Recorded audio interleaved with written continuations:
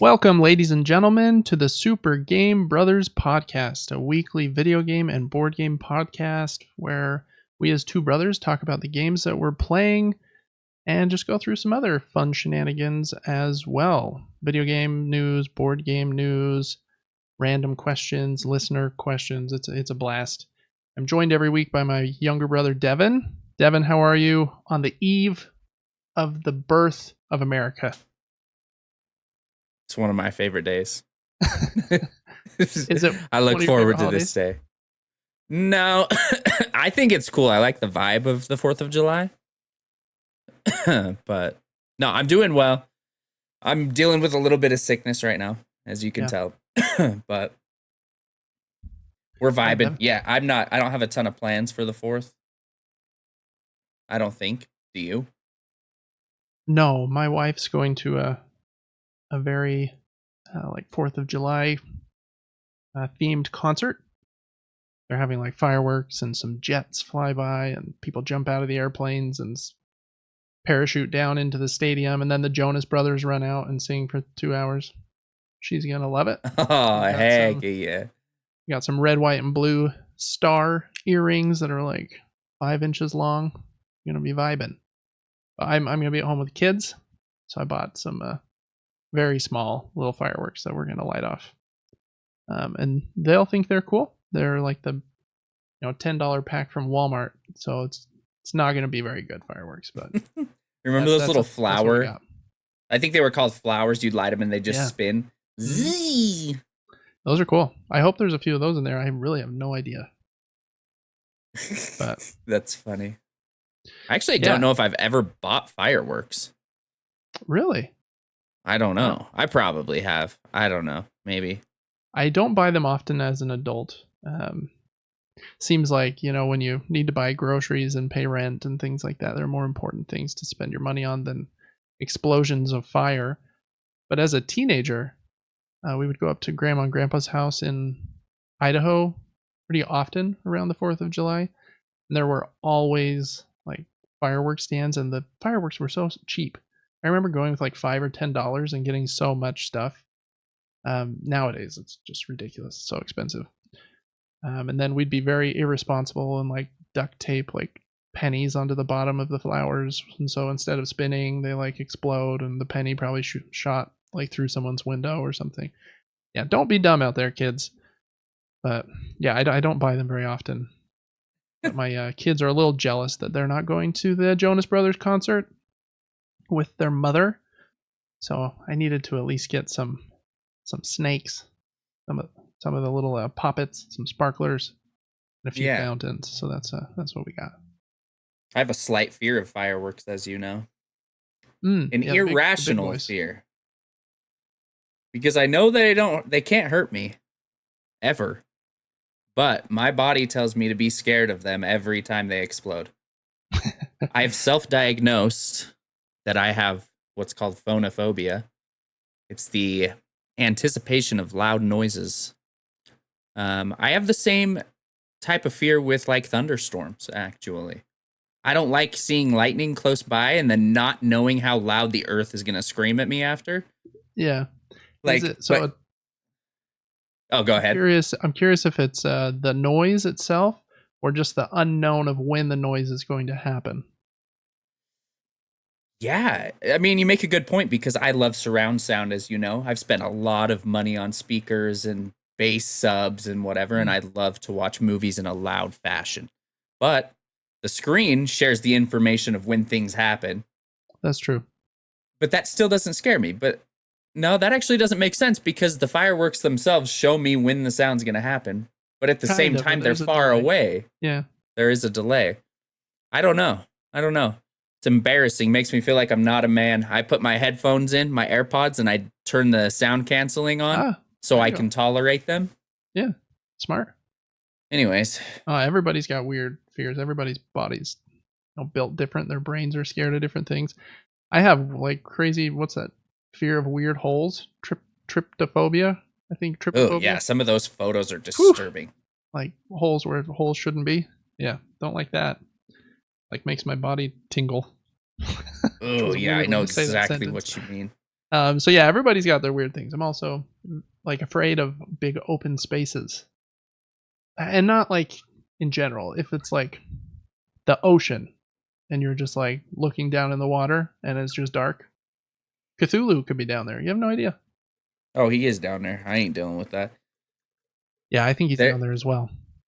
I used a dating app for a while, and it said, "Would you rather go skydiving or shark diving?" And I was looking for the neither option. Yeah, but if I had to do one of those two, skydiving for sure. I would be so scared to skydive, but I would I have would to as choose well. skydiving over shark diving. I ain't getting in there with with the CT Rexes, as you called them. Yep. And they're in their element where they just breathe the water. They're like, yeah, I'm breathing here just fine. Oh, and what, you can't swim in the water at 40 miles per hour either? Oh yeah, I'm gonna eat you now. How fast do you think you could swim? Half a mile an hour? I don't know. I feel like I used to be okay at swimming and not anymore. I mean, I would be lucky, I think, if I was going 3 miles per hour. Yeah. That's pretty quick. I mean, I'm tall, have long arms, but I feel like I'm not built like Michael Phelps, who I feel like is part fish. And just like the water obeys him. He's Aquaman. Water does not obey me. Yeah, you're not gonna outswim one of those. I'm thinking no. It's a drastic difference in speed. You're going 1 foot in the time it goes 10, 11 feet. Yeah. Mm-hmm. Oh man. And there's nowhere to hide. There's no corners. No doors. Can't shut the door. Even if you had I don't want to be. You can't shoot underwater. Nope. I don't like being attacked by anything from underneath. I feel like that's weird. I would rather. I think we've talked about this, but I'd rather have a demon jump on me from above than to look down or be like chased up the stairs. I don't want that to happen. Yeah. I almost would rather be chased down the stairs for some reason. I don't know why. Yeah, I don't know why either, but I feel that one as well. Yeah, the ocean is a terrible place. If the water and like the life down there wasn't so important for us, and if they didn't have delicious fish, then I just say we dry it all up. But you know, I think that would probably destroy our planet. Yeah, probably. Well, Devin, appreciate you joining me on the podcast today, even on your deathbed. That is commitment if I've ever seen it. Woo! Trying to be a man at 32. Finally taking on that role. Nice. All right. Well, I had 3 questions for you before we get going. These are all, these are bangers. First one. How does it work today? I work from home. I'm a data analyst, so I type a lot. Right? Write in SQL, Python, typing messages in Slack mostly. Someone wrote in the Slack. They said, "Hey, anybody else use this like monkey paw keyboard tool to get better at or faster at typing?" And I was like, "Oh, I'll click on that." And I'm a pretty fast typer, so it was like pretty good score I got. But his score was a little faster than mine, and I was like, "Dang, he's fast." And he said, "I got a lot faster when 8 years ago I decided to change my keyboard, and I don't use a QWERTY keyboard anymore." He uses oh man, I don't remember if it was the Colmac or the Dvorak, but he sent this picture here that I'll include in the podcast. And basically, it takes the most used letters, some of which are not in the middle row where your fingers sit by default, like T and R, are up there, and it moves those to the center and moves some of the other ones like out of the way. And I guess he's been doing that forever. And I said back in the chat, I was like, I feel like my brain would like explode trying to like relearn typing. I do not think I could relearn typing from a QWERTY keyboard. I didn't even know that existed, to be honest. Have you ever heard of or used one of these, Devin? Would you ever want to change? I have not ever seen this. I've seen like one-handed keyboards, so they got some weird design where they can do that. This reminds me of when I first got a PC and had to learn mouse and keyboard for games. And it took me probably 2 months to fully understand and get used to how it worked. So I'm looking at this, and I think if you were forced to do it, it would have its benefits after a while, but I think it would be really, really frustrating for 6 to 8 weeks. Yeah, I agree. Yeah, I just feel like my fingers would reach for those letters like they're used to. I mean, I think my first keyboarding class was in like 7th or 8th grade. So, I mean, not like 20 years ago. Ooh, hurts my brain just thinking about it. It reminds me of swipe texting.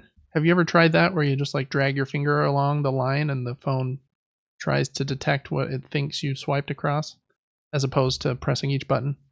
Yeah, I think I've dabbled with it once. Yeah, same here. I tried it for like a week. I was like, this is going to be so much faster. And I was like, I hate this. So I don't know.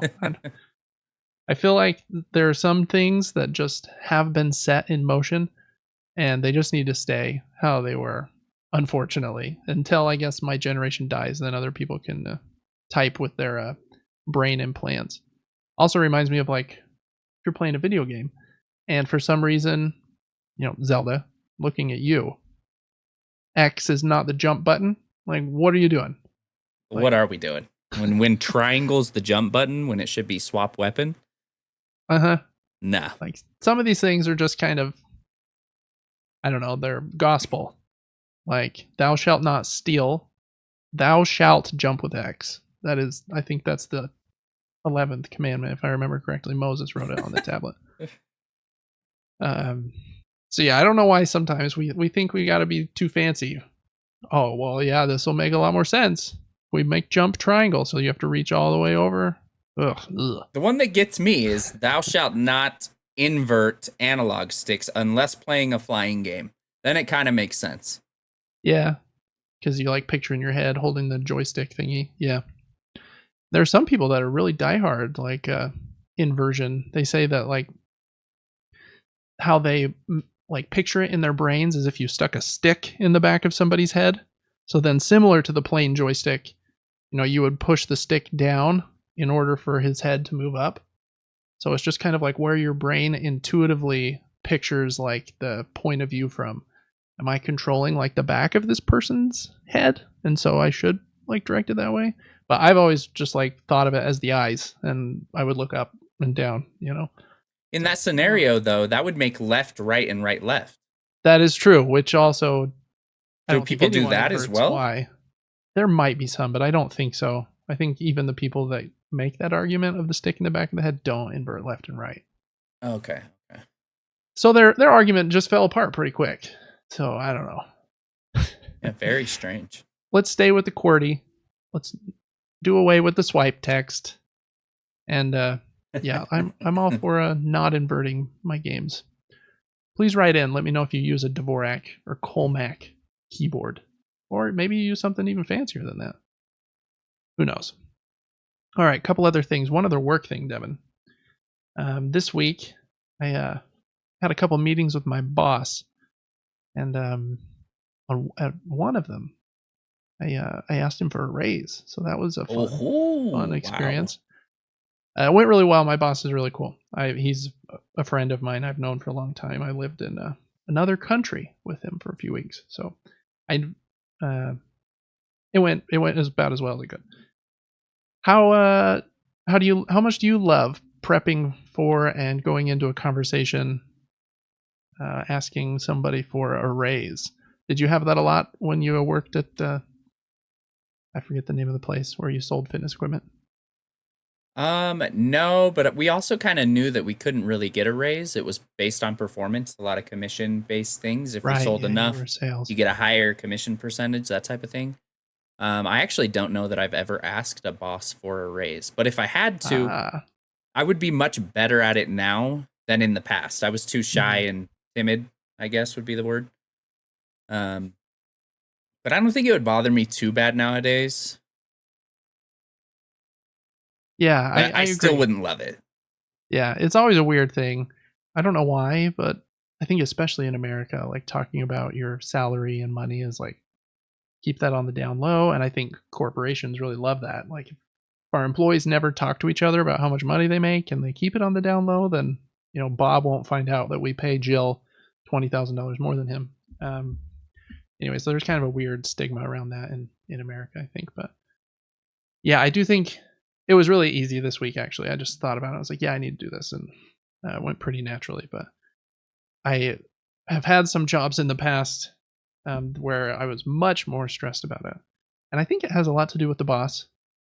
Um, so maybe it's just that human element. If they're a nice person, you can just have a rational conversation. Then it's not too bad. Um, I did have a boss. I asked him for a raise. He said no and walked out of the room. What? What a weird response. Yeah, but then he gave me one like the next day, but it wasn't as much as I asked for. So I don't know. That negotiation tactic of just leaving. I was like, wow, that was pretty baller. But I don't know if that's the kind of baller you want to be. All right, last one, funny. Devin. Have you ever sold anything online, or bought anything like used from somebody online, like Facebook Marketplace? I don't think I've really purchased anything, but yeah, I would say 10 times in my life I've sold stuff online, and I hate every second of it. I really do. It just seems like a place to get scammed and lowballed, and I don't know. I don't love taking pictures of things and trying to, like when you go into a job interview and you're like trying to talk yourself up. Yeah. Well, that's what you're doing with your items. It's like, this is very lightly used, basically brand new, no scratches. And it's like, oh my gosh. But everything that I've sold I've made sure they're like newly cleaned and organized. So when the person gets there, I'm just like, this is exactly what you saw online. And I'm like, thank you for driving out here. I'm also just going to give you $50 off for coming and picking it up. I'm going to make your experience really good so you don't call me in a week saying you want to return it. Yeah. Yeah. Yeah, that's kind of been my experience too. The first like probably dozen times I sold or bought anything online, man, I hated it. One time, me and my wife bought this piece of furniture. It was like an end table. We were very poor back when we first had our first apartment, and we're like, yeah, that end table's like $20. So we messaged the guy and got it, and we like show up, and he's like, yeah, here it is, and just like shoves in the back of our car and takes the money and runs basically. And I was like, what was the deal with that? And immediately when he threw it in the car, I knew why. It like stunk like smoke, like so bad, and I'm pretty sure there was like some weed in it or something. So I probably could have sold that for like more than $20, but yeah, some weird experiences for sure. I just met him in a parking lot in front of Buffalo Wild Wings. But yeah, so I don't know, some bad experiences, but there are in board gaming, buying secondhand is very common. You can get a good deal generally. And it's not like, in video games, if I didn't like a game I bought, usually people buy digitally nowadays. You're stuck with the game. Can't sell it or whatever. You can sell it to GameStop for $3. Yeah, and that's only if you have the physical version, right? True, yes. Which I don't. I only buy my video games digitally, so I'm part of the problem. But yeah, in board games, it's pretty nice. You can, if there's games you liked for 5 plays and then you don't like anymore, as long as you took good care of them, you can usually get, at least half of what you paid for the game back. Maybe even more sometimes. I've sometimes sold a game and made more than I paid for it. And yeah, there are some really good communities around selling board games. And so I don't like just posting things like on Facebook Marketplace. I generally go to a very specific, like here is Utah's Board Game Exchange Facebook group. So these are just people that want to look at secondhand board games. They know it's local pickup only. I don't have to worry about shipping, even though there are some pretty cool shipping options and stuff. So yeah, I don't know. The grouping nowadays I think makes it a lot better. And usually people are very like trustworthy in those groups too, because they're going for a very specific purpose. So people will usually pay me like immediately. I get like a Venmo within like 5 minutes, and then they're like, yeah, I'll come pick it up later this week. And then I just put it on my porch like 5 minutes before they show up, so I never even have to interface with the person, which is kind of nice. Wow. I have this one guy paid me probably a year ago, and I've messaged him like 4 times. I was like, "Hey, do you want to come get this still?" I still have the game in. It's like, it's been a year, I think. So I don't know. It was only like $20, but I feel like I should send it back. Yeah, really weird. I did that today though. I bought a game from this guy, and it technically wasn't even a game. It's a game I already had. This is just this is kind of funny. This is just a box for Radlands, and I'm going to show you how it fits because I think it's kind of funny. But I've really wanted it for a long time. Radlands is a card game where you play against the other player, and you play in 3 different lanes. You have to like protect your camp. And you have 3 that are 3 different lanes, and your person you're playing against will have 3 lanes as well. And so for those lanes and the events that track on like the 1, 2, and 3 of those lanes, having like a template of like, okay, this is lane 1, or this card is in event spot 1 or 2, visualizing that all in your head isn't very hard, but that's been the hardest part of teaching anybody new this game, because you have to kind of visualize the play space, like the map or the mat. And so I've really wanted the play mats for this game. So I'm going to show you that real quick just because I think it's kind of fun. So this is the game, right? I've showed it before. It's just a tiny little card game. And this box I bought today is a box that holds a box. Oh. So it's a bigger box that holds a little box, and then it has a play mat for each player in 2 different colors. I've wanted this for a long time, but they're very expensive to get online. And this guy sold it to me for like $25. Pretty good steal. And then yeah, you have a play mat for each person that you can see here that keeps track of like the 3 lanes, and then you've got your water like tracking, and just outlines everything, so it's a lot easier for somebody. That's actually super cool, because usually when we play board games, we don't really know where to put every card stack or your items. Yeah. Like, that makes it super organized. That's cool. Yeah, and for some games it doesn't matter. You just can keep stuff right in front of you. But in this one, it very much does matter. Like, I'm putting this card in this lane specifically to try to destroy your camp that's in this lane. And this game has a really cool like event timer where I'm sending my raiders out, and they will be at your side of the camp in 2 moves. So I have to put them in position 2. Then next turn they'll move to position 1. And so if you don't put that in like a very specific spot, you can kind of get lost in the timing. So that's what I got today. A box that just holds a little box, and then also holds 2 playmats. But it's awesome. It also has really cool art on it.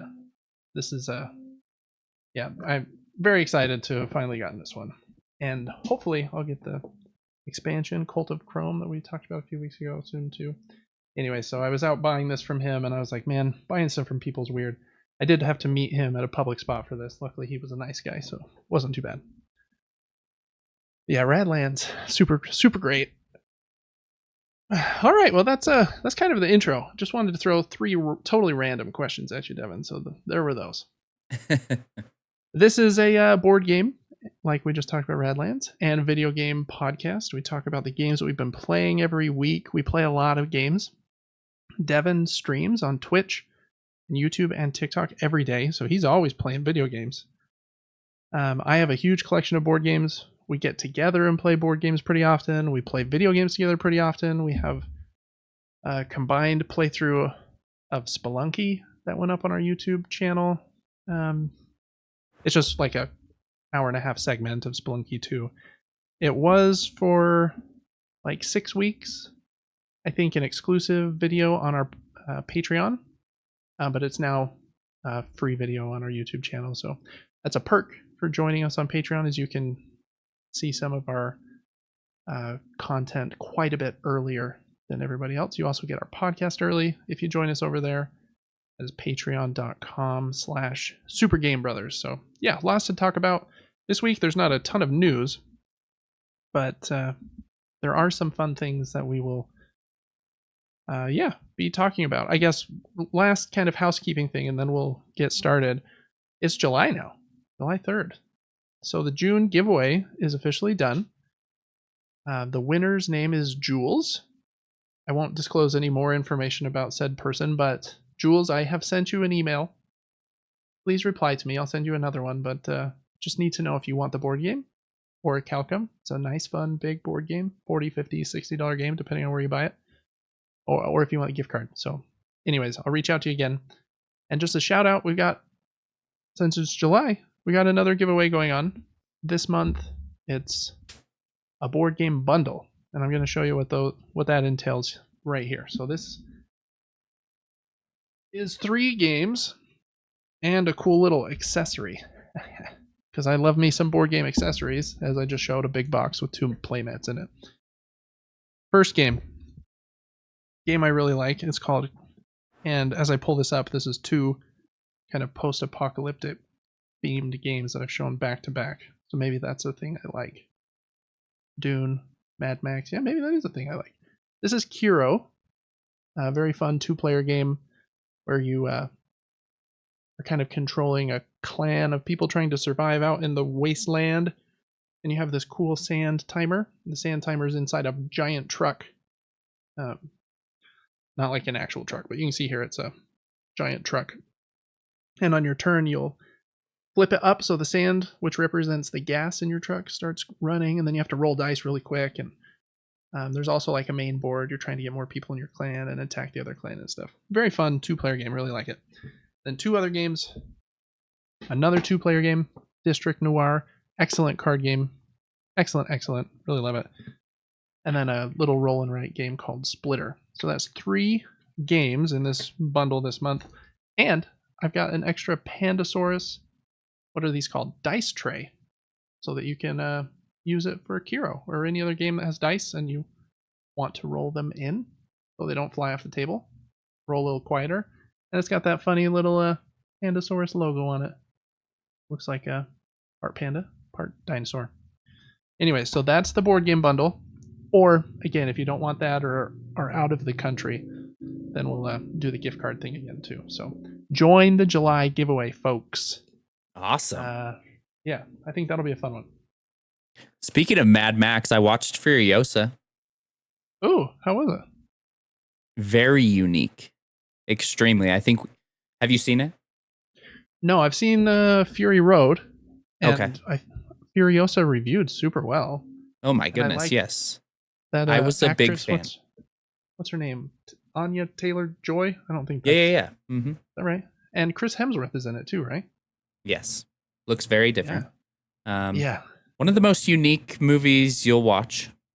Very, very strange. I don't really know how to explain it. You'll understand it when you watch it. Is it weirder super than the fun. First one? It's very weird, but I don't know that it's weirder. Like, okay. In the Tom Hardy one, you had that guy that was like hanging, like playing the guitar. Yeah. You know. And this one maybe didn't have quite as weird as stuff. I wonder if it's directed by George Miller as well, because he was kind of the visionary behind that, of like the big crazy like driving scenes. So I'm curious if it has like the same production like values there. Like, is there big crazy like action scenes like that as well? Yeah, there's definitely some. I don't think they were as big though. Yeah, okay. And that's fine. I mean, gosh, how come I can't find this? I also watched one other movie while you're looking that up. Oh, it was George Miller, so okay, cool. I watched a movie called I Saw the TV Glow. I don't know if you heard me talking about that on stream, but I didn't. Man, oh man, you've got to watch that. Very strange. But it's my type of strange. So odd. Very 90s feeling, being fully absorbed into this TV show that they kind of become obsessed with. I won't really give you spoilers, but gives you the weirdest feelings. I don't know if you've ever seen like any social media posts of like the back rooms, just like weird back rooms that are just deserted. There's like pools and water slides inside of a building. And I don't know if you've seen that, but yeah, you'd have to watch that crazy movie. Oh, I definitely will. Is it, where'd you watch it? Is it on Netflix or something? Or did you go see it in the theater? I believe we rented it on Prime. Via Prime, maybe? It might have been expensive. I feel like it might have been like $20 to rent. Yeah, it looks like it is. It has a 84 on Metacritic, which is really solid, but then only a 5.9 on IMDb. That seems crazy. Yeah, I don't think it's for everyone. Like, I think Mom would hate it. But okay. If you like weird things and getting like psychologically tripped out and just diving deep into thought and nostalgia. Scary in any way, or just kind of like more creepy and odd? 3 out of 10 on the scary factor. Okay. Well, then I can probably talk my wife into watching that one. Yeah, I don't know if she would like it either. I don't know. It's very strange, but I'm here on that movies page, and this other movie popped up right next to it, which is one that I thought was a cool idea, but it might be too gory for me. I like scary movies a lot, but sometimes the gore is too much. In a Violent Nature. Have you seen that? Oh, yeah. Mm-hmm. You've seen it? Oh, I haven't seen it, but I know exactly what it is. Yeah. I've heard there's extremely gruesome deaths in that film. Yes. Yeah. I imagine, since it just follows the killer around the whole time, that would, be. Yeah, you're right. I think it does go more from his or her point of view. Yeah, I think the entire movie is that. Interesting. Yeah. Okay. So I saw the TV Glow. I'll check that one out. There were, I feel like a couple other movies. I hope you don't hate it. I feel like you might hate it. If I do, I'm gonna send you a bill for, let's see, how long is it? An hour and 40 minutes. If I charge $5 a minute, there you go. Oof. Yeah, it's pretty steep.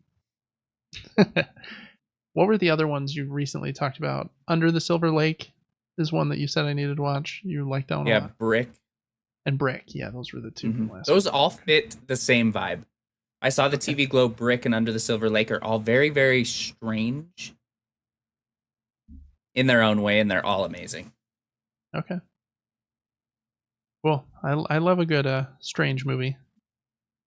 So yeah, I'll definitely check that. I really wanted to go see Longlegs.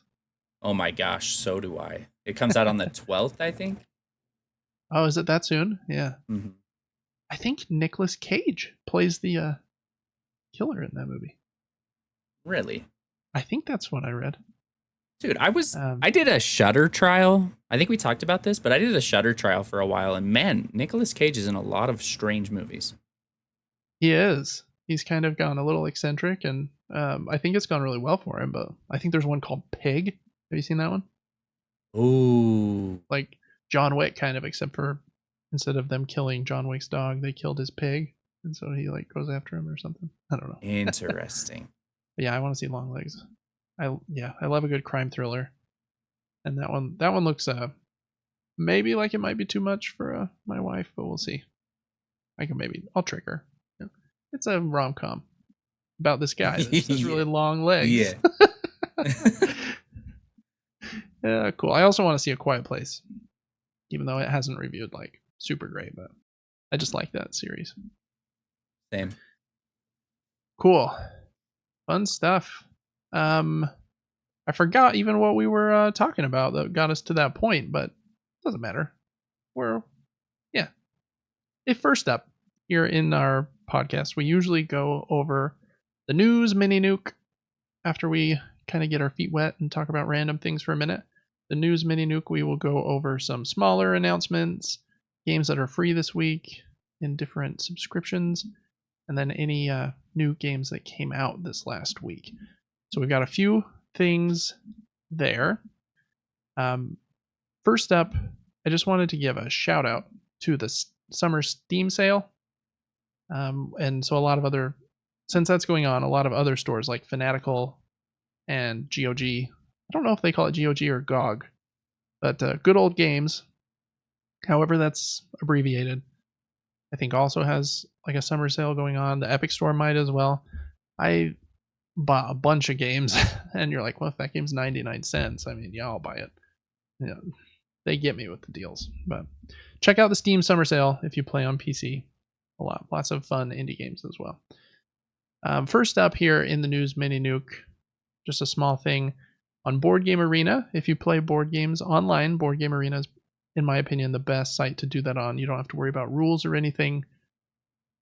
It takes care of all the math and does everything for you. You just basically have to play. It's really fun. Board Game Arena is great. You can play on your phone, iPad, right in a browser on your PC. They add a new game at least every week, and they kind of have an announcement every Wednesday for, hey, here's our new game for the week. And this one's a fun one. It's Azul Summer Pavilion, which is my favorite version of Azul. Devin, have you ever played Azul? Is there a frog in that game? No. Oh. Trying to think then of a no, game I don't that think looks so. like that has a frog in it. There used to be some Mayan type game that I swear had a frog. Montezuma's Revenge. Is that it? Oh, yeah, that's a video game, yeah. Or the one with the frog in it is Zuma. Yeah. Is that Zuma? Oh, probably. So where the frog spins and then there's like circles. Yeah, and you have to get groups of 3 to That's a fun game. I like Zuma. You can get that I think on the Steam summer sale for 99 cents. Just saying.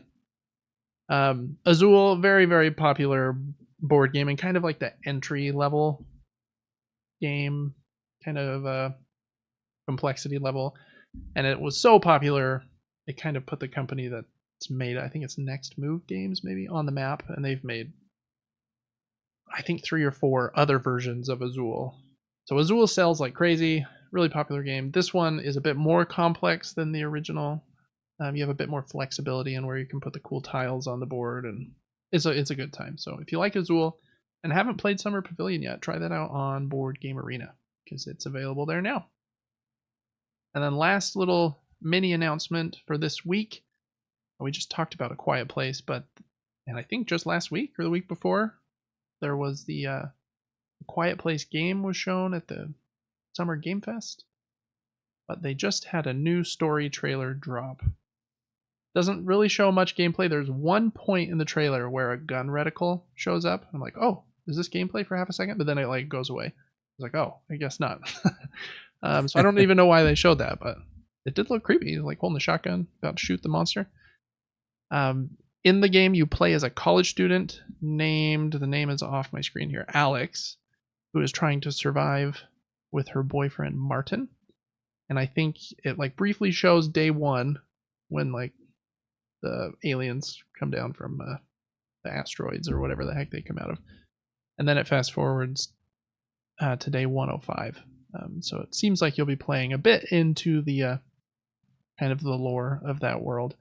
And the main character has asthma, which I thought was really cool. I really hope that they lean into that. That would be such a cool mechanic, in my opinion, is like, as like your character gets stressed, you like can't breathe very good, and so you need to find like places where you can make a little noise and pop your inhaler. Yeah, that it encourages searching. Yeah, which is nice. Searching, and it's like a little bit of tension of like I can't just hide under it because I could sit here in this spot and not make any noise forever. But if they have like that timer of she's not gonna be able to breathe forever, you need to keep moving and find a new hiding spot. I think that would add a lot of good tension. So I hope they lean into that. That would be cool. I just kind of made that up in my head from seeing the inhaler a single time, but it would be awesome though. That would be a cool game mechanism in my opinion. Anyways, I still think that game looks pretty solid. The graphics are just like pretty good, not like incredibly amazing, but you know, it could be a solid like kind of B tier game in my opinion. I really hope it's great. The team making it, I think we talked about a couple weeks ago, has made a couple other horror games called Remothered. And I think one of them people really liked, and then the sequel people didn't really like. So hopefully they're on their A game for that one. All right, so those were the mini announcements in the news mini-nuke. So next up we have the games that are free to subscription services. And there's a lot of new games this week. We talked about already the PlayStation Plus Essential games for July last week, but just to remind everyone what they are again, these are available now, so make sure to add them to your library. They'll be in your library forever, and then you can play them years in the future as long as you have a PlayStation Plus account. The 3 games are Borderlands 3, NHL 24, and Among Us. 3 pretty big games in my opinion, so yeah, make sure you add those to your library, just as a reminder. Xbox did announce their first half of July Game Pass games. There's quite a few of those. 2 of them are available right now. Those 2 are Journey to the Savage Planet. Highly recommend that one. Such a fun time. Funny game with some like light puzzles and some weird monsters. I did play that game. Yeah, I love that game. I think it's really funny. That one's available right now, and so is Nickelodeon All-Star Brawl 2. But we got some fireworks going on July 3rd. Everyone's gonna feel fully American listening to the podcast. But can you hear them through the mic? Yeah. Mm-hmm. Well, fireworks for the podcast. We've booked out the entire street, and it's just thousands of people out there shooting fireworks and screaming our names. So, anyways, Nickelodeon All-Star Brawl 2. Those fireworks kind of scared me. That's funny. Do I need to run get the gun? Next up in July for Game Pass on the 9th, 2 more games are added. Cricket 24. If you're British or really like cricket, you might like that one. And then one that I really want to play, it's a pretty hardcore puzzle game, The Case of the Golden Idol. I don't think this one's on PlayStation yet, but I'll double check because it has been one that's been on my list.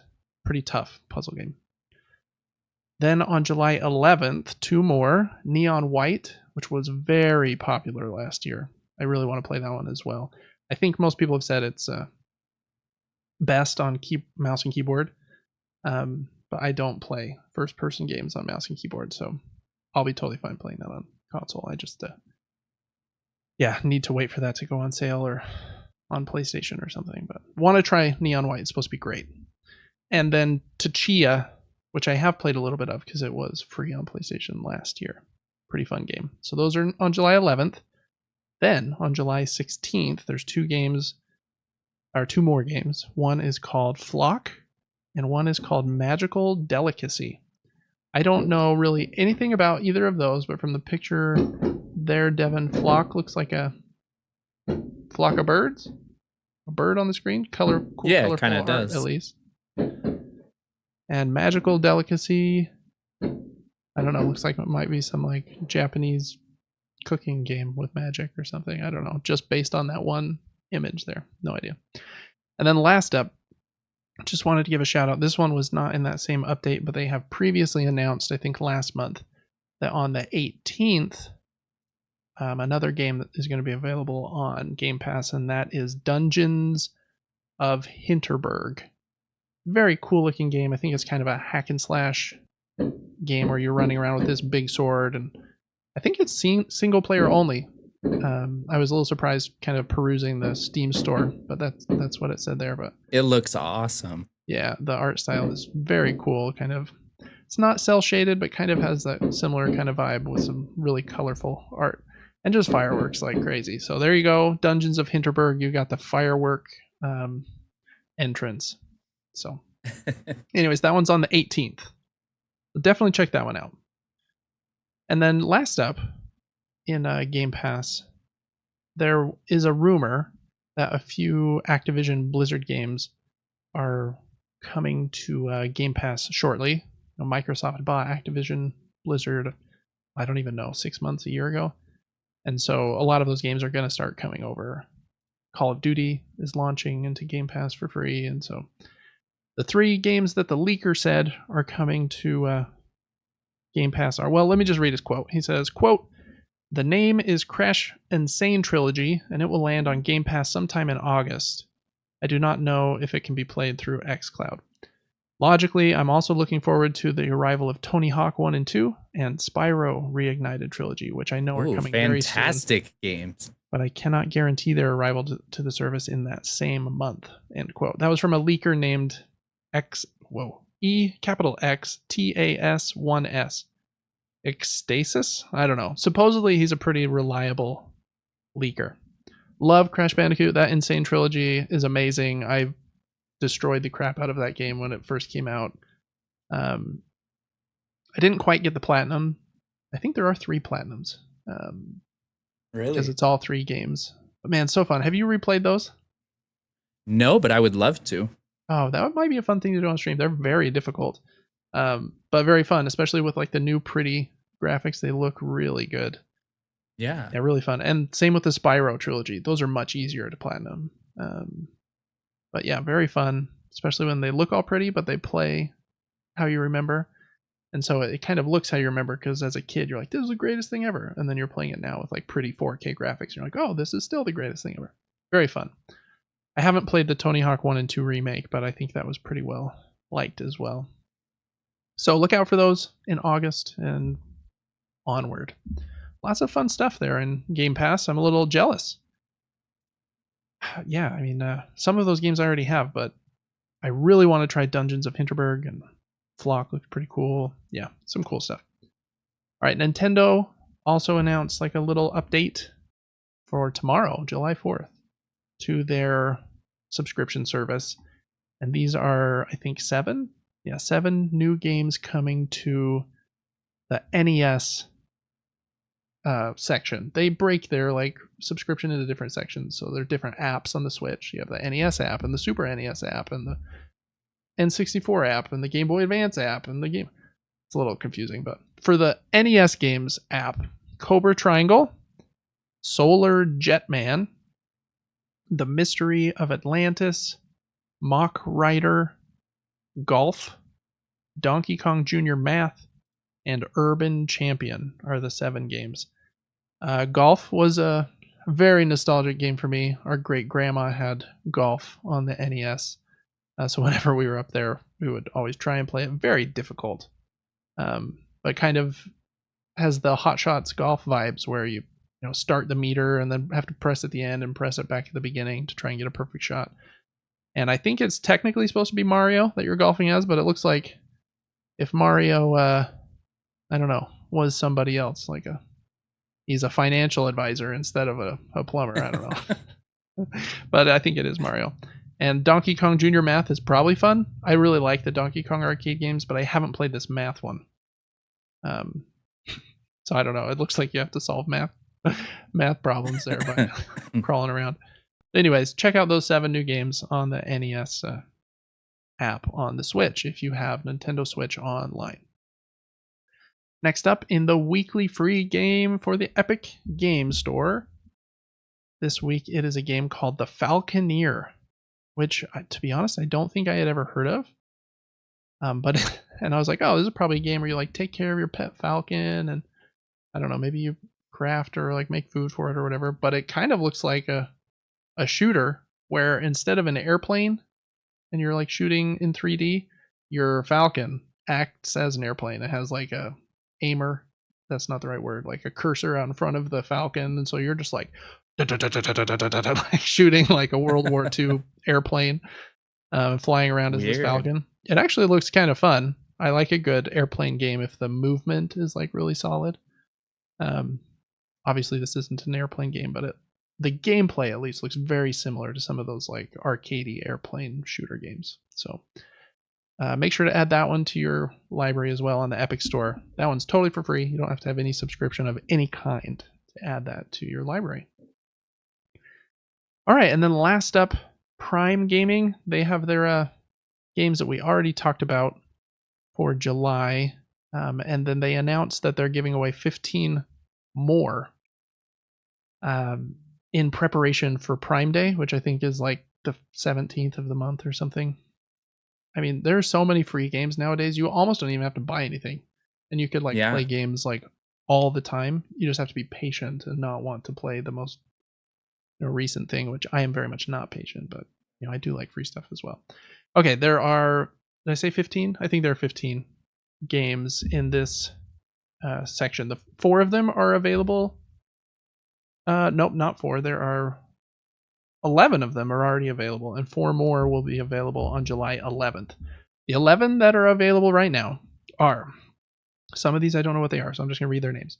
Deceive Incorporated, Tearstone Thieves of the Heart, The Invisible Hand, Call of Juarez, Forager, that would be kind of my pick so far. That one is like a little indie kind of like Stardew Valley-ish game, but a little different. Card Shark, Heaven Dust 2, Solstice, Wall World. See, of those ones so far, Forager is the only one I've even heard of. Next is Hitman Absolution. That's kind of a bigger one. And Call of Juarez Bound in Blood. Those ones are all available now, free on Prime Gaming if you have Amazon Prime. Then the 4 that will be available on the 11th are some really good ones in my opinion. First up is Teenage Mutant Ninja Turtles Shredder's Revenge, a very awesome brawler game where you get to play as all the Ninja Turtles and what's the girl's name?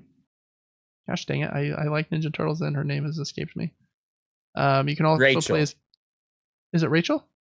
I don't know. It's probably not. I don't think it's Rachel. Oh. It's she's a news reporter and her name is I'm gonna Google it while I'm talking. You can also play as Casey Jones. You can play as Master Splinter. And there's like all kinds of outfits and you go through like 15 different levels. Very fun game. The I Googled it and it's not April O'Neil, that's her name. Rachel O'Neil. Rachel O'Neil. Yeah. Very fun game. If you like brawlers, Final Fight, Double Dragon, Battletoads like games, that's what that is. And it's super fun. You can play like 4 players, split screen, I believe, and you can play online. Very fun. Really recommend that one. The last 3, now that I'm done with the TMNT rant, Star Wars Knights of the Old Republic 2. It's kind of a big deal as well. Alex Kidd in Miracle World DX, and Samurai Bringer. So, again, if you have Prime, make sure you add all of those games to your library. I think you can play them forever as long as you have Prime now so that you can redeem them. Lots of free games this week. Jeez. But I think that is all of them as of today.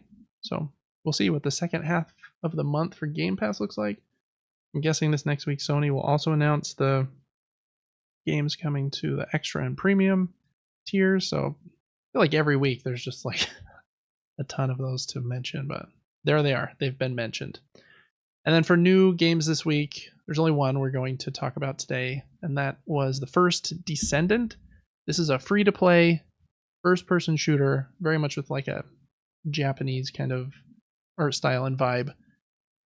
It is a looter shooter. I think the gameplay is going for something like Borderlands or Destiny, but it's also like a gacha game like Genshin Impact and some of the other ones that have released. So I think they want money for new costumes or new characters, and I don't think there are any reviews from game critics yet that I could find, but the user score, and those can be very dangerous to use, but the user score on Metacritic was a 6.3 right now. Some people saying, yeah, it's very fun, like really solid gameplay, but a little in your face with wanting money, and other people saying it's the worst thing ever. So I think the verdict is still a little bit out on that. But anyways, that was the big game that's come out since our last episode.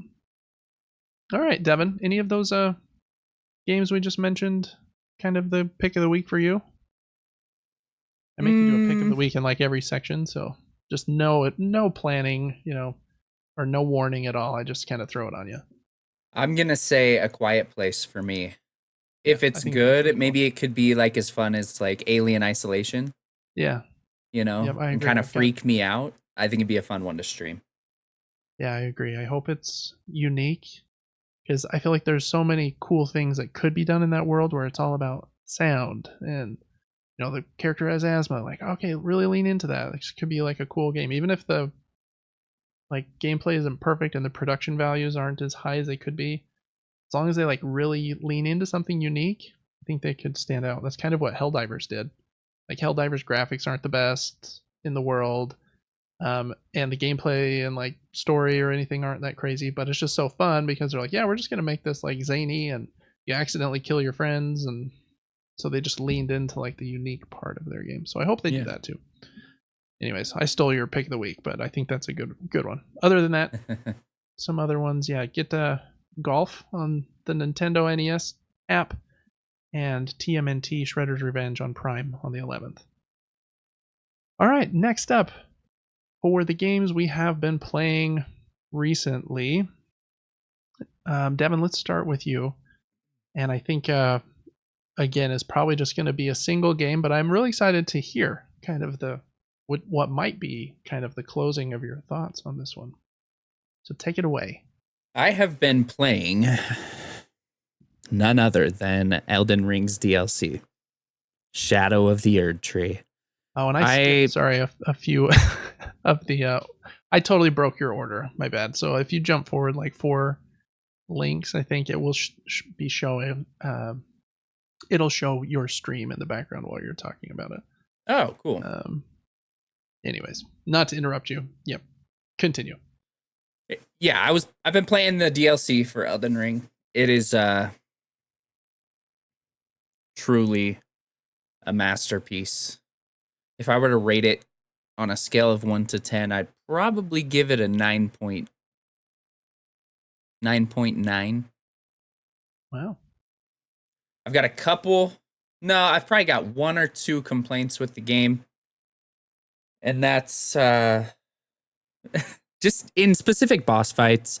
Sometimes you feel like you're playing perfectly and you get punished. And I don't know if I love that. Like, if I dodge an attack and still take damage because the attack is followed up by an undodgeable area of effect explosion, and I'm not light enough to dodge that, then I would have to change my whole build from a heavier build to a lighter build in order to be able to beat that boss. But I think if they made all the attacks too easy to dodge, then maybe it really wouldn't be that fun. Also, some of the hitboxes for the bosses are weird. Like, I'm sure you remember the boss on the Warthog. Yeah. No matter what I did, I could not dodge his dash attack. The only way I beat him was just to get up in his face the whole time, so he never even thought about dashing because I had already closed the distance. The game is absolutely amazing. I played probably 6 hours with people online as well, helping one guy through the DLC and getting guided by another. But that was after I had pretty much fully explored the entirety of it. Yeah. But even in that time, we found caves that none of us had ever seen. The game has so much vertical space that you'll think you fully explored an area on the map. Next thing you know, you're at that exact same area on the map, but you're 150 feet lower. But there's no map for that. So there's unexplored areas. I'm sure in the next 3 months, people are going to find more and more things that we still haven't seen. The game rewards you for searching everywhere. The combat's hilarious. As you can see here, I'm holding a giant sunflower as a weapon. We were trying to... That's awesome. Yeah, we were trying to upgrade the meme weapons, just the funky ones. We had a finger, a flower, just really, really weird weapons. The combat still feels awesome. It was a little bit framey in some areas, which was odd to me, but it would fix itself super quick. It'd go framey for like a second and a half, and then it was back to normal. But, I mean, just as good as the base game. Massive. I mean, how many hours do I have into that already? 50, 60? Yeah, probably. I mean, you played it at least 6 days on stream, maybe 7. Can't remember. Yeah, let's say 40 to 50 hours, and I'm to the final area. I have not finished the final boss because he's nearly impossible, especially when you're doing just melee.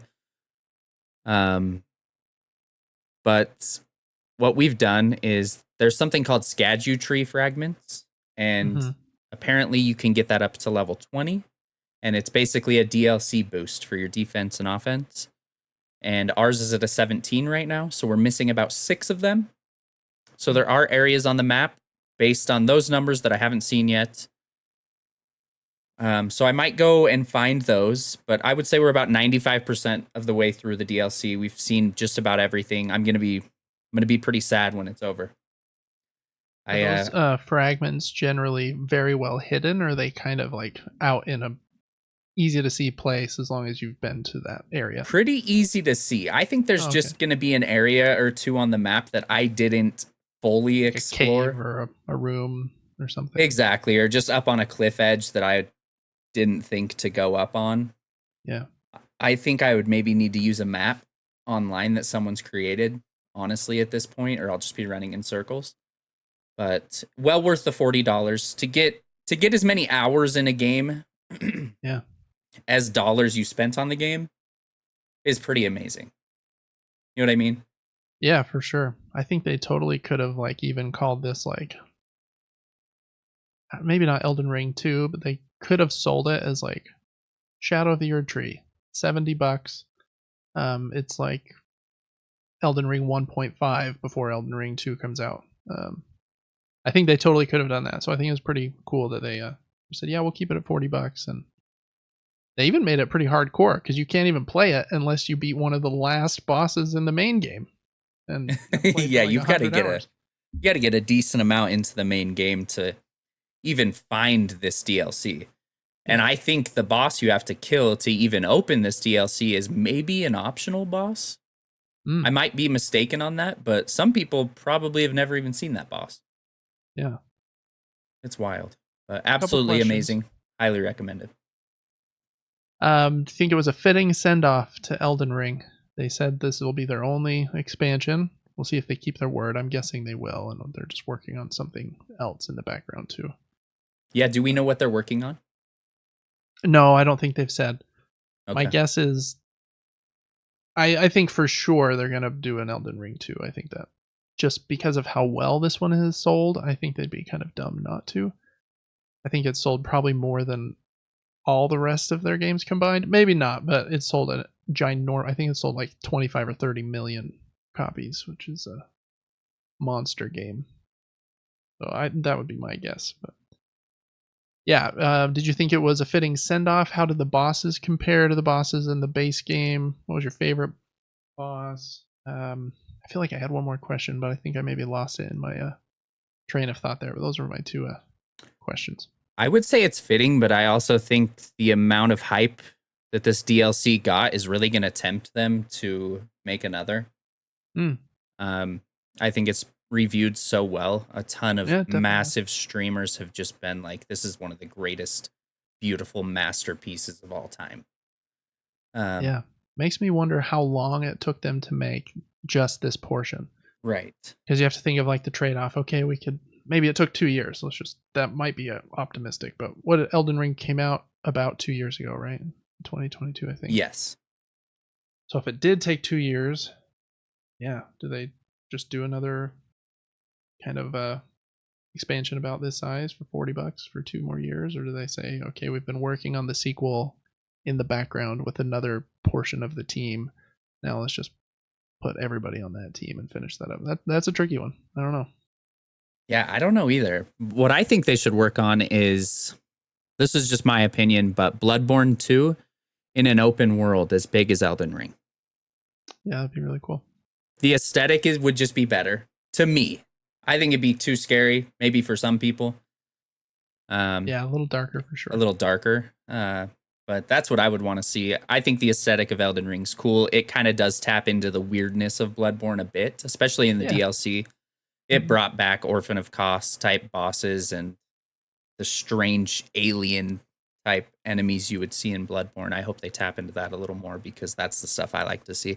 My favorite boss in the DLC was called the Putrescent Knight or Putrescence Knight. I don't think I saw that fight. Putrescent.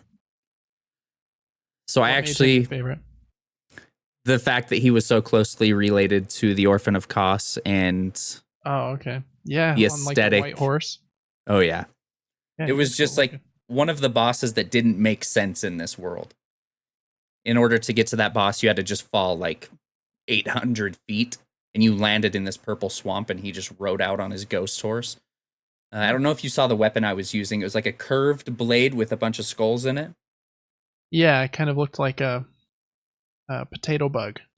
That's what I thought it was. So that's the weapon you get from that boss, and that it was so nostalgic to me that I don't even think that weapon's that good, but that's the one I decided to main through the game. It's kind of funny. You do some funky attacks with that thing. You'll like very flip weird and land on the sword, pogo stick upside down. It's like a half moon or a half circle, so you can grab both ends of it, and then you're like cartwheeling with it. It's very, very strange. I think it's like a B tier weapon, but the fact that it's very Bloodborne-ish, I just decided I want to use this for most of the game. Yeah. Yeah, they definitely do some weird stuff. You got the potato bug sword and the sunflower here. You're gonna hit someone with a plant or a bug. Funny. That's cool. So, yeah, I don't know. Hard to know what they'll do next. Man, I want to play this so bad. I'm intimidated by it, and I think you need to play it with me.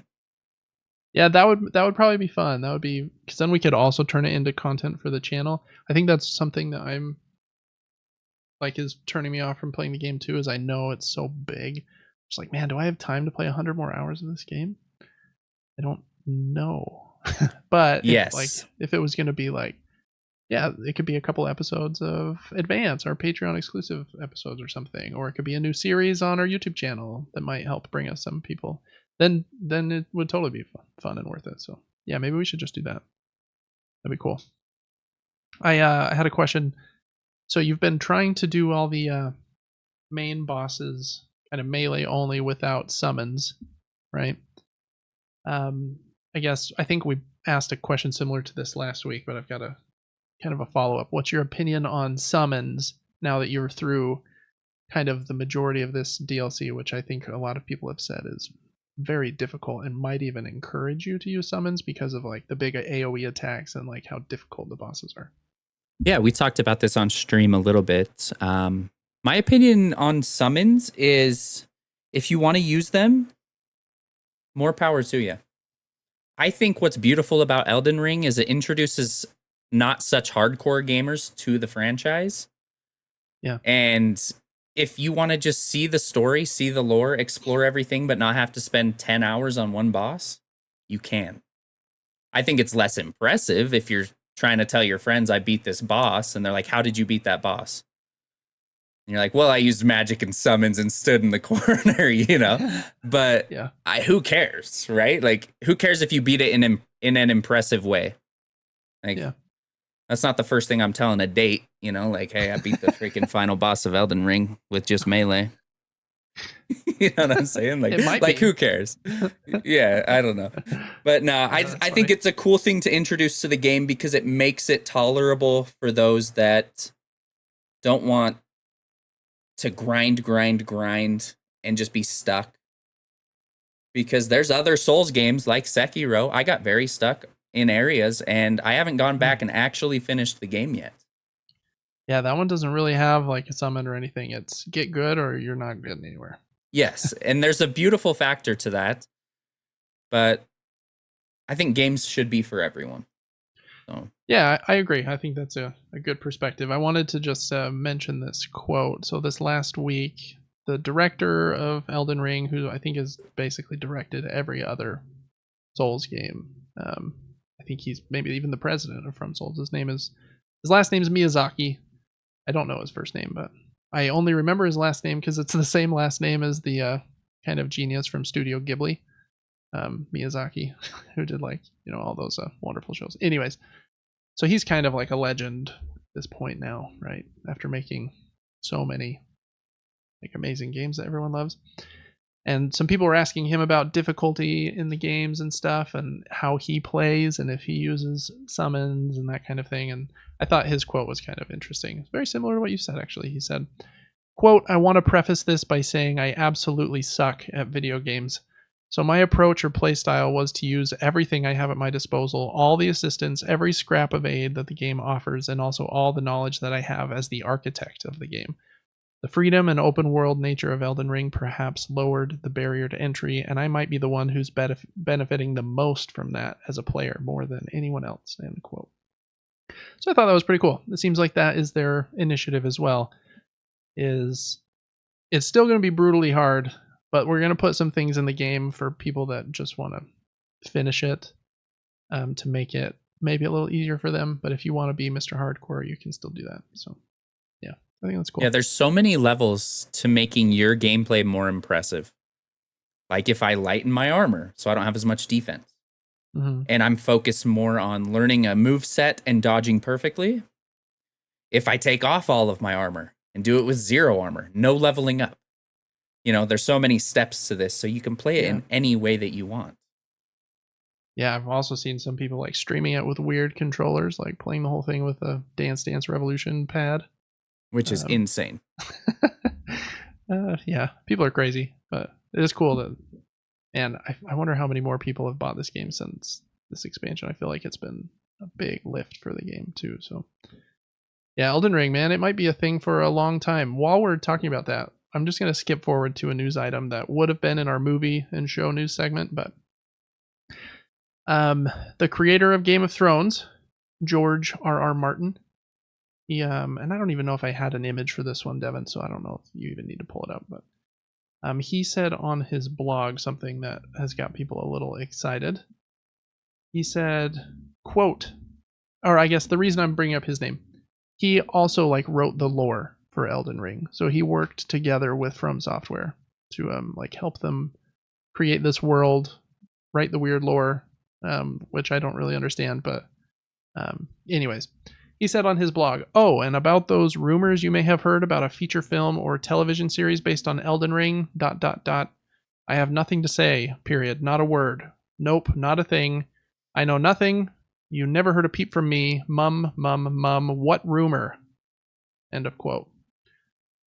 Seems very on the nose and obvious that that is going to be made into something. So it seems like Elden Ring, man, is going to be a franchise around for a long time at this point. Devin, how would you make an Elden Ring TV show or movie? I was thinking about that today. I was like, man, like your character doesn't really. There's some cool, weird characters in the world, like Millennia and like that ghost girl whose name starts with an R, maybe that I can't remember. I think it starts with an R in the base game. I can't remember. But like your character doesn't really say Ronnie. I think, yeah. Your character doesn't really say much. It's kind of just like the Link kind of silent protagonist. And the game is so odd. Like maybe you could turn that into a coherent story. Maybe that would be really cool. Like you get to like see how the world fell and got corrupted and what like all these bosses' backstories are. But I don't even know how you would tell, just from my like cursory level of understanding of Elden Ring, a fun story in that world. I don't know. Any ideas there? No, I was thinking about it the whole time you were saying that, and I have no idea. I don't know the approach in any way, but I don't pay enough attention to the lore, so maybe there is a good approach. Yeah, maybe there is. I'm sure there are entire YouTube channels just like dedicated to the lore in Souls games, and so I imagine those people would have like a good idea for like, yeah, Elden Ring has a ton of lore. You can tell this story and like how this kingdom fell and where this castle came from. I wonder if it will be live action or if it'll be like an animated show like Castlevania or something. I don't know. I think for something like this, live action would be really cool since live action can be done, like fantasy live action can be done pretty well, like The Witcher and stuff, you know, but I'm not against hand-drawn animation either, but yeah, it'll be interesting to see, like, can they have an engaging main character? I don't know. Interesting idea, but that'll be fun to see at least. I'll definitely check that show out because it'll be same bonkers weird.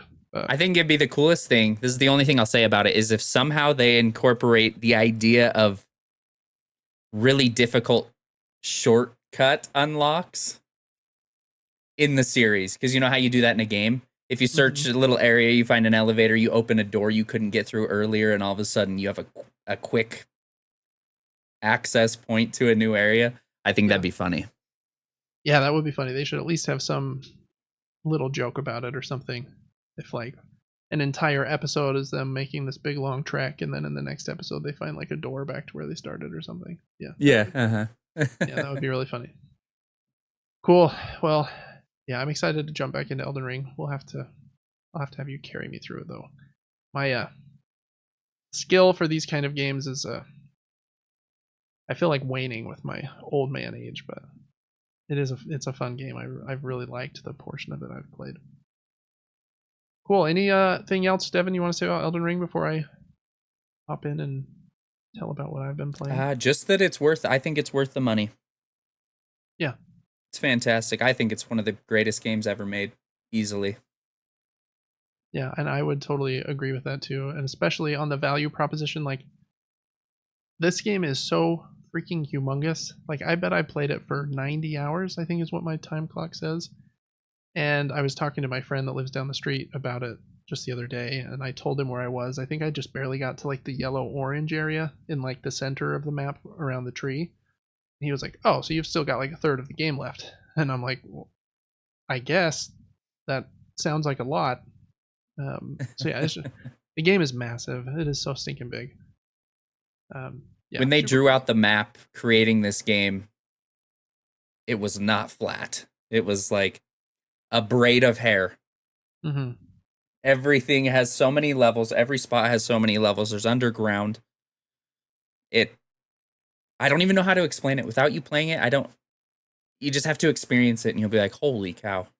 Yeah. I'm excited for you to play Tears of the Kingdom too, Devin, because the verticality of the map is very awesome in that one too. Cool. Love it.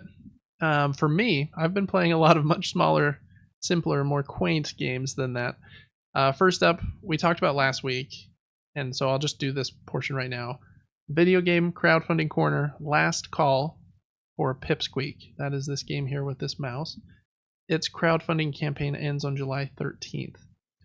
So if you want to back this game before it comes out and get a lower price and kind of help it reach some more stretch goals, which will unlock some new areas and a boss rush mode and other things. That's kind of as long as you have for that. It does have a free demo up on Steam, so I actually played through the whole demo this last week.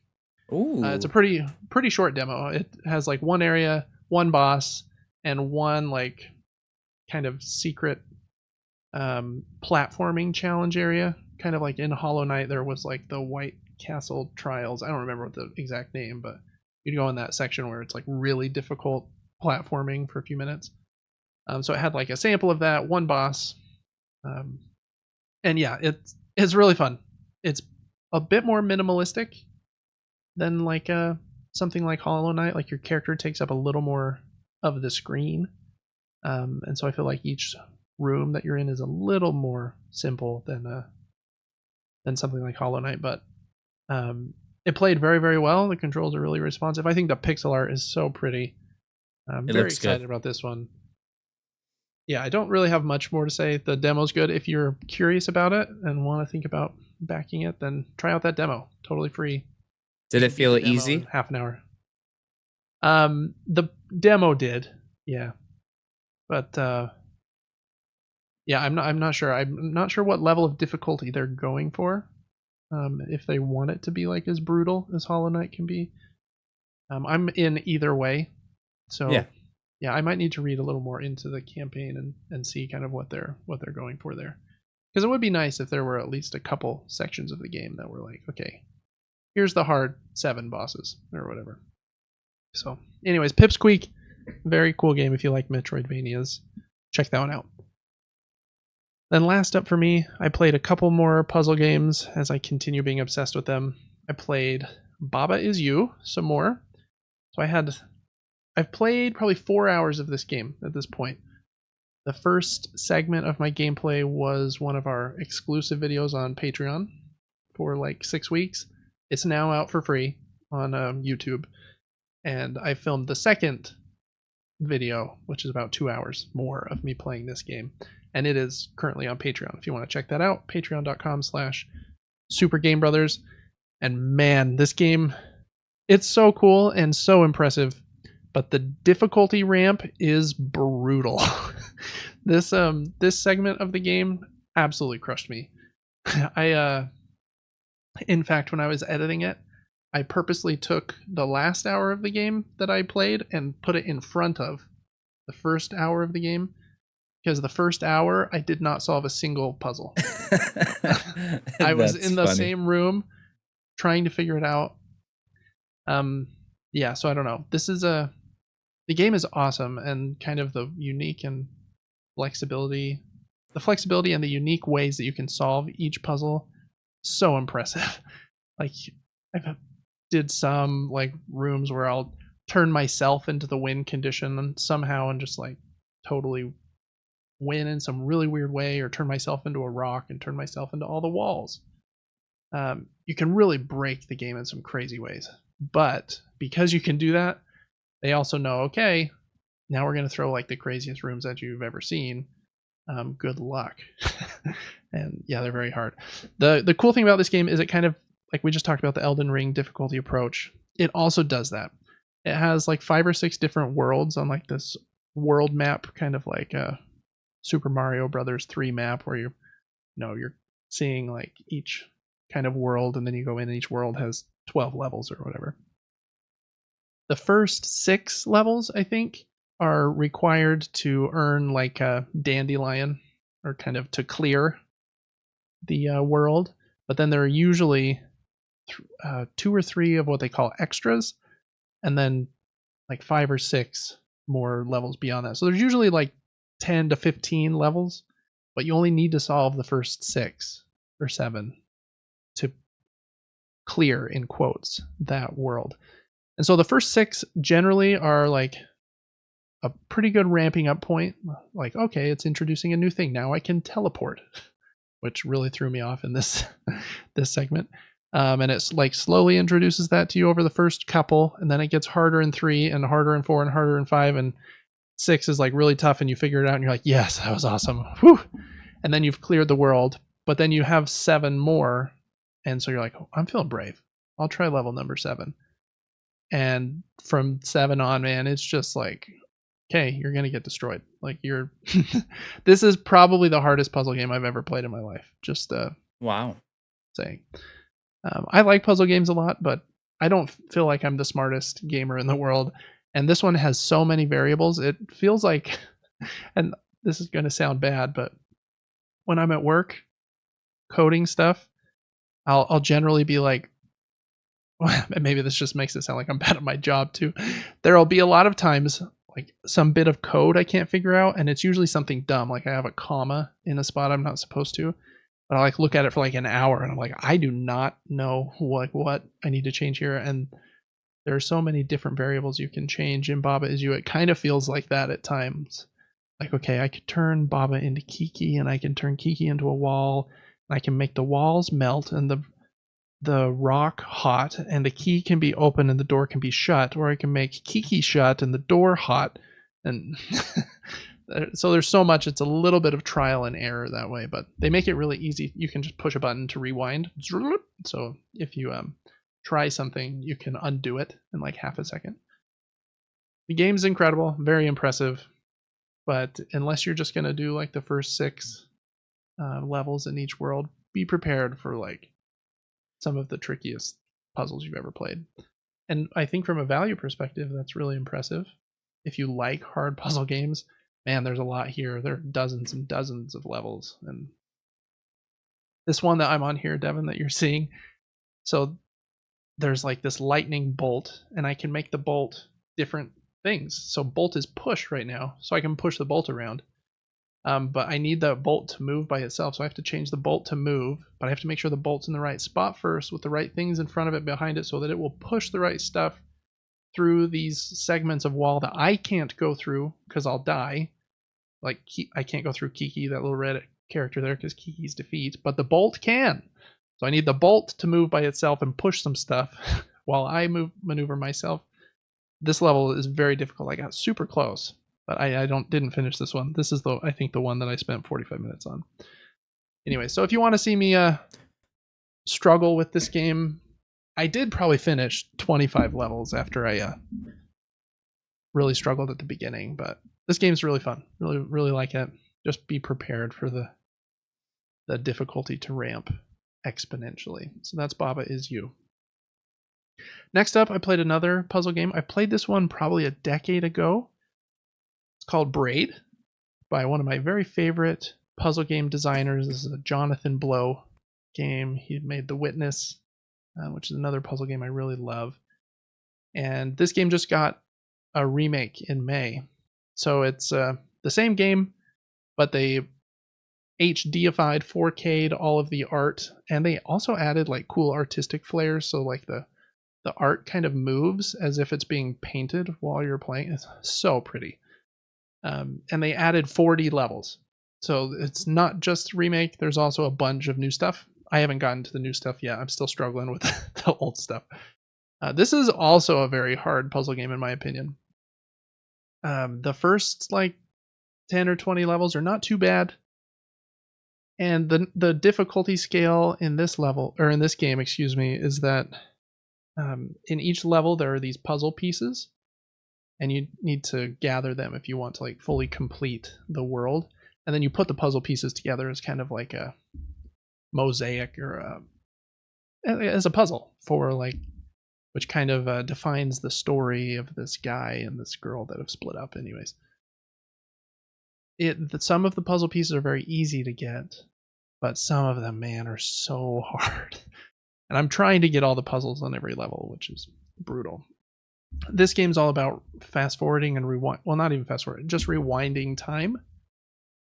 And so there will be certain objects that have this green glow on them that cannot be rewound.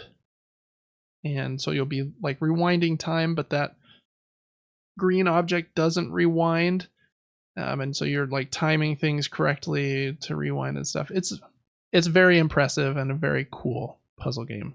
If you haven't played Braid, I mean, this is wow, what a perfect way to like jump into it, because it's so pretty and awesome now. It's really great, but it's very tricky. There's also like I think like 10 or 12 hours of commentary and stuff they've added. If you really are into like how games are made, they talk about like how they made it, and some of those like 10 hours of talk about that. Just wanted to give a shout out again to the Steam Summer Sale. I got this game for $5. Like, it just barely came out as a $20 game. So yeah, it's on Steam for $4.99, and it's just crazy to me the difference in pricing and how quickly things go on sale on Steam versus on like console. For example, PlayStation's also having a sale right now. This game is $15 on PlayStation right now. So it's also on sale, but it doesn't go on nearly as drastic of a sale as quickly generally on console. This game is absolutely worth $15 or $20, but man, get it for $5 on Steam. That is such a killer deal for a game that has, I don't even know, probably 75 levels in the base game, and then they've added 40 more, and the art's all redone, and it's like one of the most famous puzzle games ever made. Braid is really good. I think I like Baba Is You and Animal Well that I've been playing lately better than it. But I don't know. I think it's just because my brain doesn't jive quite as well with the reversing time puzzle. It's tricky. The timing of things can be tricky. I'm saying that all these games are hard when I talk about them. So I feel like I really like puzzle games, but I'm not good at any of them. And this might be the one I'm the least good at. But it does seem not as brutal as Baba Is You. So I don't know. There are so many good puzzle games nowadays. You're just it's an embarrassment of riches. But get Braid Anniversary Edition on Steam for $5. Play it in beautiful 4K. Play all 100 whatever levels there are. And if you've never played it before, this is like a piece of gaming history. I think it was one of the very first like indie games that came out on Xbox Live Arcade. So this and like Limbo, were some of those first ones, if I remember correctly. So yeah, Braid, super honest, awesome is what I meant to say. But those are the video games that I've been playing lately. 3 kind of indie games, 1 that's still being made. So check out Pipsqueak, and then check out Baba Is You and Braid. All right, for board games, I played a couple this week. I had a friend come over to play games that I've never had over before, so I didn't know like how much of the deep end to throw him in. So we started with a couple kind of easier games. These are, they're still a step up from like your Unos and stuff. So don't get me wrong, there's still a lot of game here, but I didn't throw him into Root or something that's 2.5 hours long. So we played Welcome to Your Perfect Home, one of the absolute best flip and write games ever. It's really awesome. You flip over cards and then choose. There will be 3 sets of cards out, and you can choose one of them for your turn. And you'll be writing, like, building this subdivision of houses. So you'll write a house out. You might build a swimming pool behind that house or build some fences. You're trying to do it in the best way to score the most points. Very awesome game. The sequel to this game, the sequel to the sequel of this game, Welcome to the Moon, is one of my very favorite games of all time. This one is easier to teach new people, so it's kind of what we started with. Excellent game. Can't recommend that one enough. Especially if you like want to try like more modern board gaming, I think this is a great entryway to like, oh, this is what board games can be like nowadays. Oh, if Yahtzee evolved, this is what Yahtzee would be evolved, in my opinion. I mean, it's a little different because there's no dice. It's, a card flip, but yeah, it's just excellent. And then the other one that we played is Caper Europe. This is another game that Devin and I played, and this was exclusive. This video of us playing against each other, was exclusive to Patreon for, I think, about 10 weeks. I did just make this one. I think I made it free. I'm not sure. It's either on Patreon or it's going to be free on our YouTube channel shortly as well, if you want to check it out. It's a very fun 2-player card game where you're trying to be the best group of thieves and steal kind of these valuable items from these 3 locations. And you play a card down, and then you swap hands of cards with the other player, and you'll play another card down and swap hands. So it's a drafting game similar to games like Seven Wonders or Isle of Cats or Moon. But you're just swapping hands with one person instead of 7 in Seven Wonders or something. So it's a lot easier to remember what cards your opponent has in your hands when you only have to remember 2 hands of cards instead of a bunch more. It's also a very awesome game. I think it grows on you the more times you play it. It definitely has for me. So yeah, anyways, those are the 2 kind of more entry-level games that I played this last week. I also got a couple of games this last week. I showed you the Radlands box, which I think is really cool. I got a big game called Dinosaur World, which is basically Jurassic Park, the board game.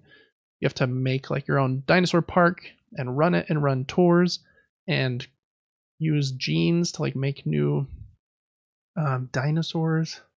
And then you have to like up your security so the dinosaurs don't get out and eat your guests. And if they do, then that's not good. Anyways, pretty big, much more complex game than the 2 I just mentioned. But if you want to check out Welcome to or Caper Europe, there should be links in the description of this video. All right, that is everything that we've been playing this last week. So a bit of news, not a ton, but just a few things here. In video game news, Nintendo is back to suing people. They are really like that. They're very touchy with their stuff.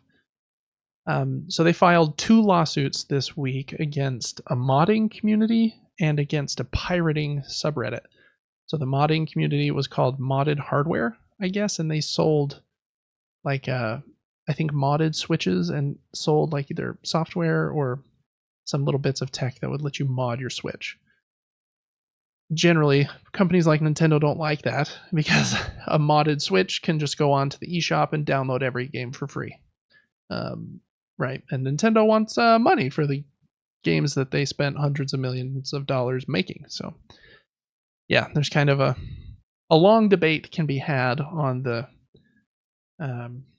what's the word here? The ethics of piracy and game preservation and stuff. But generally, I am very much against pirating games that currently can be purchased. Like if you're pirating Switch games, I think you're breaking the law. Like absolutely. I do play ROMs of like really old games on like Donkey Kong Country. I play that on my Rogue Ally, and I don't feel bad about it at all. So there's kind of a time thing there, and yeah, that's probably not a tangent we fully want to go on at this moment. But anyways, Nintendo has sued them. They've also sued or filed lawsuits. I think that is the same thing as saying the word sued, but they filed a lawsuit against them and against a subreddit called Switch Pirates and against their lead moderator there. And as you can probably guess, Switch Pirates subreddit is all about pirating Switch games, and they obviously don't want you to do that. So they also had like a little interview with their, I think it was Nintendo's president, saying that just kind of giving some teeny tiny like updates as they're prepping to ship the Switch 2 next year. And they said that they think they'll be able to meet consumer demand because there isn't a shortage of parts anymore. And so they think they're going to have plenty of the new device, and that will help avoid scalping, which was a really bad it was a big issue for like the PlayStation 5. Scalping was crazy for that. So hopefully they're right and they're able to make a ton, because they're going to sell a lot. Unless they really botch some like important feature. Like if they say, yeah, there's no backwards compatibility, that would be something that would be really bad. I don't think they're going to be that dumb. But. And in fact, I feel like I'm just rambling here, but going back to the 2 lawsuits, it seems to me like with those 2 things and the fact that they are working on having enough supply to meet the demand so that there's not scalping, it seems like they're just like tightening everything up to get ready for the Switch to ship. And I think you would only tighten that part up this much with like suing everybody, because they also sued like Yuzu, a Switch emulator, that like earlier in the year. If the Switch 2 was going to be backwards compatible, if it wasn't going to be, I don't think they would be like as hardcore against this, because they are going to want people to buy. I don't even know what's it, Luigi's Mansion 2 that just came out on Switch just a couple weeks ago. They're going to want that people to buy that still on the Switch 2. So they got to make sure that people aren't pirating on the original Switch so that they'll buy it for the new one too. So I think that that's kind of a signal that it is going to be backwards compatible, even though they have made no statement about that yet. Anyways, that's all about Nintendo suing people at the moment. Next up is an exciting one, Devin. Well, I mean, it's kind of exciting. I was hoping for more, to be honest. Capcom had like a little mini it wasn't like a conference, they just like had a little Capcom event, and they officially confirmed what has been rumored for a long time, that the next Resident Evil game is being made. Hooray! Amazing. Yes. I mean, they would be very dumb to not continue after 7 and Village, because they've been very successful. So I imagine this game is pretty far along, because they had to have been like, yeah, team, just keep working on them.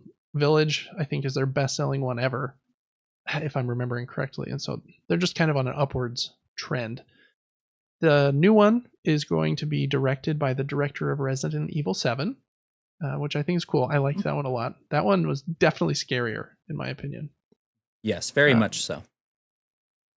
So anyways, we'll see what kind of a vibe they go for. Village is also, fairly scary, especially that kind of doll section in that doll house. I forget the name of the house where like there's that weird baby monster, but yeah, it'll be interesting to see what the differences are there. Did I have any other notes here? I don't think so. I think the only other rumor that had been pretty prominent, some leakers and people that have inside knowledge said that they thought the next Resident Evil game was fairly imminent and might even come out this winter. It seems to me like if that was the case, they would have like at least said something more about it in this presentation. So I don't know. It seems to me like this might be a next fall game instead of like a January game, but I don't know. We'll see. I have an idea for them. On their banner, they should say Resident Evil 9 releases winters 2024.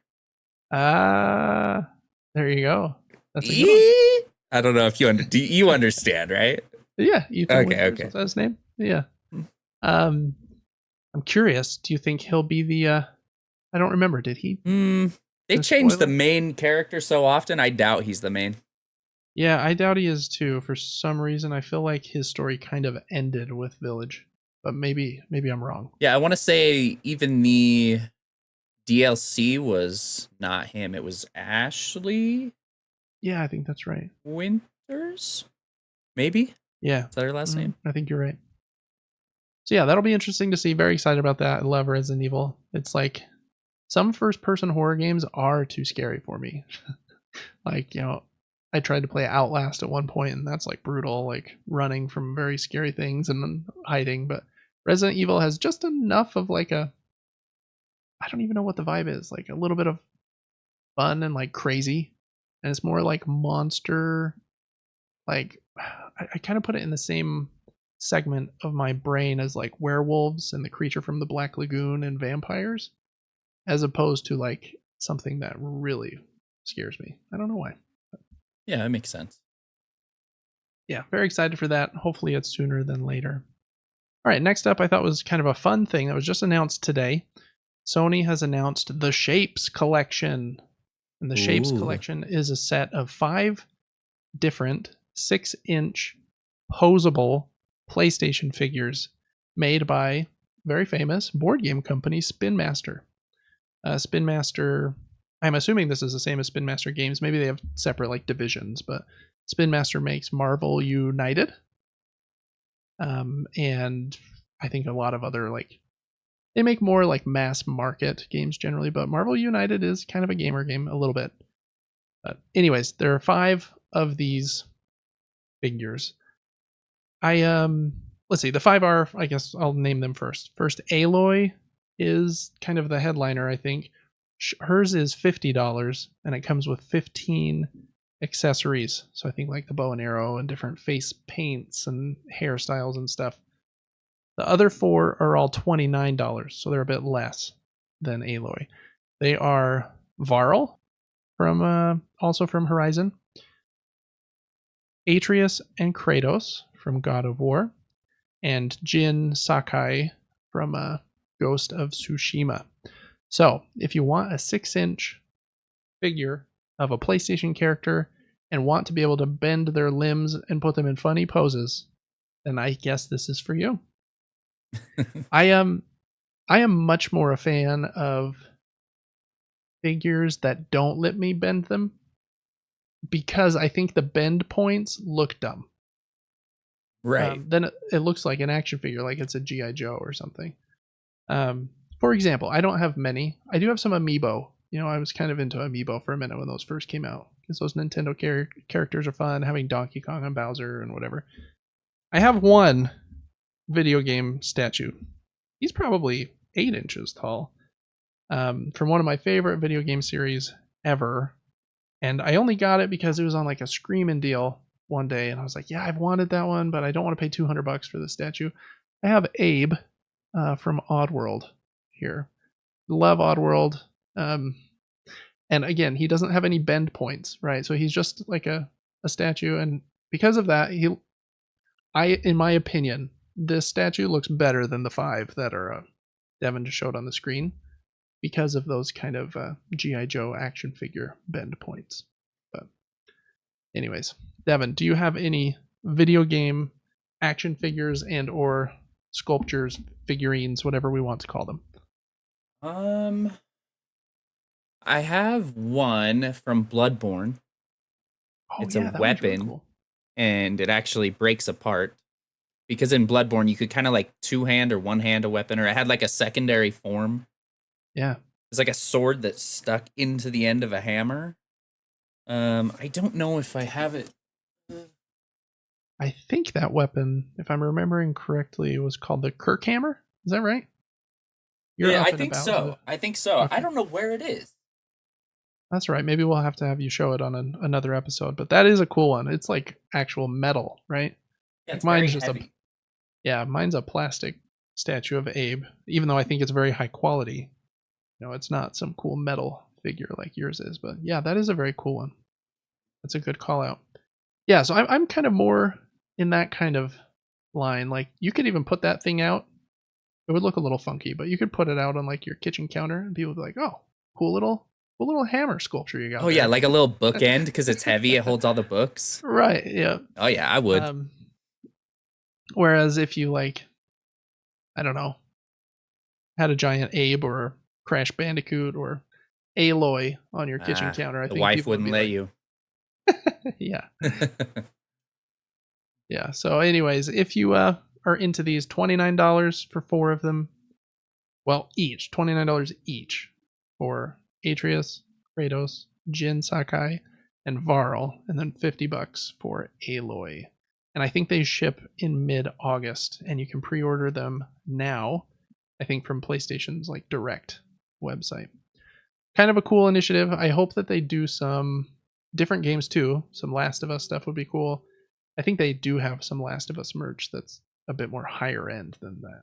So maybe they're just trying to have like a lower end kind of merchandise line as well. But cool idea. I hope they expand it, and I hope they have some options that don't have a bend points, so it doesn't look like a Ninja Turtle action figure. But anyways, wanted to give that a shout out. Next up, tiny little update. Star Wars Outlaws was shown a bunch at the Summer Game Fest, and it comes out on August 30th. It has officially gone gold. That means that the development of the game is kind of done in like a version 1.0, and so that version can now be submitted to PlayStation Store and Xbox and can be printed on discs. So that's what the term going gold means. So it's gone gold, so that means it's not going to get delayed. It's going to hit its date of August 30th.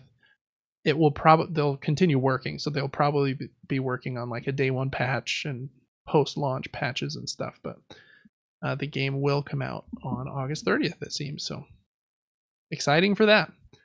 That is all the video game news.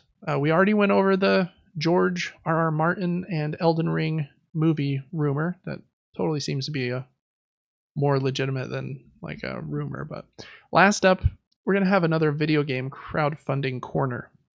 I thought there were a few video games on Kickstarter that looked kind of fun, so I just wanted to give them a shout out.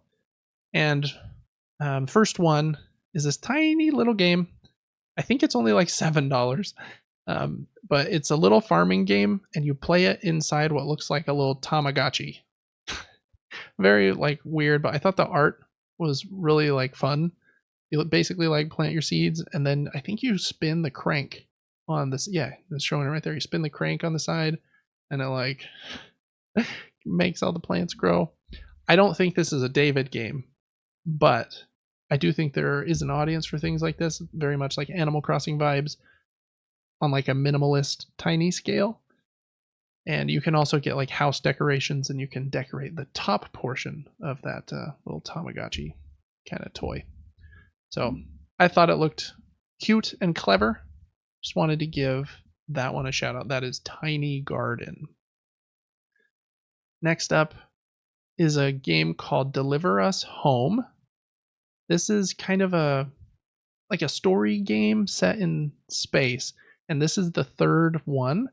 I think they're all separate stories, if I remember correctly, but Deliver Us the Moon and Deliver Us Mars were previously crowdfunded and are already out. You can play those and buy those on Steam and PlayStation Store. This is their latest game, Deliver Us Home, and pretty similar. You're like kind of going through a story, a sci-fi story, finding stuff. And I don't know a lot about the story, but I do have, I think, Deliver Us Mars and the Moon on my PlayStation, and I have been meaning to play those. So I wanted to give this one a shout out as well, just for that reason. This one ends on July 11th is when the campaign ends. For Tiny Garden that we just talked about, it ends on August 1st, so that one doesn't end for a while. Anyways, I think it looks pretty good. It's kind of like if you took Uncharted, put it in space, and then took away any other human characters. So it's just you in space, and so there's no shooting of other humans. It's just exploring, solving puzzles, and some story, sci-fi story kind of wrapped up in the game. So I think it looks really cool. I like games like that. Okay, and then last up is one I'm unsure of, but I think the art is so unique that I wanted to give it a shout out. It's called Sunset Hills, and it's also kind of like a little adventure puzzle game coming to Steam and Switch. And you're kind of, if I remember what I read correctly, like I don't know if you're a detective per se, but you are like helping all of these people in this town, and you kind of play as this like dog character, I believe. It's like what's that term when animals take on human traits? Basically a world of animals where the animals are like humans. They talk and dress in suits and stuff. I think they might all be dogs, actually. I really like the art. The art's really cool. You're like talking to people, learning about them, helping them with their problems, solving like some puzzles, who done it. There's like a murder and some other stuff. There's a few different chapters of this game. I think the game is going to ship with like 2 completed chapters in October and November, and then they're working on the last 3, and so this campaign is kind of to help fund those last 3 chapters of the game. Yeah, anyways, I don't know much else about it. The campaign ends on July 28th, but the art's really cool looking, and I'm very picky with them, but I do like a good like detective game if there isn't too much like reading. Sometimes that can get a little in the way, but the art might carry it here. This one looks really cool. All right, and then last up, just another last call on Pipsqueak. I already talked about it earlier, playing the demo. But this one ends in 9 days on July 13th. So if you want to check that one out, you don't have very much time left to do so. Metroidvania game. You play as a cool mouse. The mouse's name is Tofu. You know, those were all the important details right there. All right. Board game news. There really isn't any this week. There are a few board game conventions going on right now. I think Dice Tower East, I think, is even this week, which is one of the biggest ones in America, hosted by Mr. Tom Vassell and his company, the Dice Tower. They do an East and a West and a cruise every year.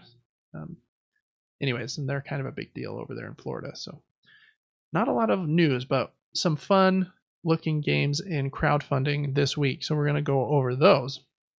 It's just been a lot of David talking here, but so yeah, let me know if any of these stand out to you, Devin. I guess real quick, out of those video games we just looked at, those 4, which one of we got Tiny Garden, Deliver Us Home, Sunset Hills, and Pipsqueak? Deliver Us Home for me, no doubt. Oh, okay. More than Pipsqueak even. Ooh, wait. Yeah, I don't know. I feel like Pipsqueak might have better mechanics in the game, but Deliver Us Home seems, sci-fi, a little scary, maybe. Yeah, a little higher end, like prettier graphics, trying to be photorealistic. So I get that. Cool. All right.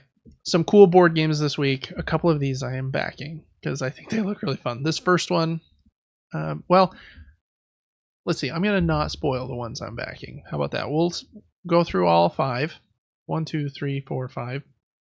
Yeah. And then I want you to guess which 2 I'm backing. So here we go. First up is this game called Deep Regrets. We talked about this game on one of the very first episodes of the show. It was announced a few months ago as kind of it's a card game that is very much inspired by Dredge, the video game. So it's kind of got this creepy cosmic horror vibe while you're out fishing, and you'll catch the most like creepy and disgusting things in the depths of the ocean. I think one of the fish I saw was a bowel monster. It's literally a bunch of intestines in the shape of a fish. So you're going to catch some creepy things, but it has this cool art. The art is kind of like Rick and Morty style art almost. I don't know what I feel like there's something else that's closer to the art style than Rick and Morty, but kind of gives me that kind of vibe, in my opinion. So kind of eldritch horror. It looks like it has some fun gameplay, though. You have these different dice that are 4-sided dice. And so since they're 4-sided, they look like, and they've shaped them this way on purpose, they kind of look like a little bobber that you would add on a fishing line.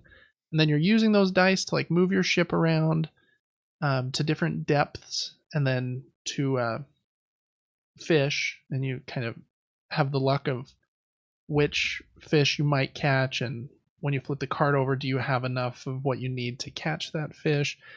And then you don't have to spend your round out at sea, though. You can also be back at the dock. I think it's called the market, actually, like buying stuff and getting extra dice so that you're more prepared for the next time you go out. And then after you do catch some of these creepy things, you'll be mounting them as like your trophies, and you get points for your trophies at the end of the game. If you catch too many eldritch things, you'll start to go insane, and you have to draw these like regret insanity cards. And whoever is the most insane at the end of the game has to get rid of their biggest trophy card. So you don't want to go too insane, but going insane can help you earn more money. So balance of that. I think the artwork in this game is incredible. I'm a little still unsure on like how solid the gameplay seems. I've watched a few videos about it, but I need to watch a couple more. Looks pretty cool though. That is Deep Regrets. This campaign is going until July 25th. Okay, next up. Oh, I guess before we go, real quick, Devin. Oh, you just close it. It's okay. Is there a hotkey to reopen it? There might be. I don't know computers quite that well. There's this funny creature I just wanted to show you. I think it's called like a seal fee or something. It wears the skin of a seal. Wears the skin of a seal. It's like this creepy worm looking thing. That's what I was going to highlight in that game. Was the characters looked funny. They had a mermaid and it was just hideous, and they were like not as amazing as we imagined. yeah, very like kind of going for the creepy horror there. And they kind of like funny creepy horror. It's not like scary. Yeah. It's just like, yeah, I like the vibe of that one. Okay, next up is a campaign that has 2 games in the campaign. This campaign is from Bite Wing Games. They're a company in Utah. I have one of their games. I have Trailblazers from them, which is a really solid game. These 2 games are both designed by the same designer, someone whose name I have said on this podcast quite a few times. This is Reiner Knizia, the good doctor who has made like 800 games by now, which is ridiculous, but he makes some very, very solid 2-player abstract games, and this campaign is for 2 new games in that line.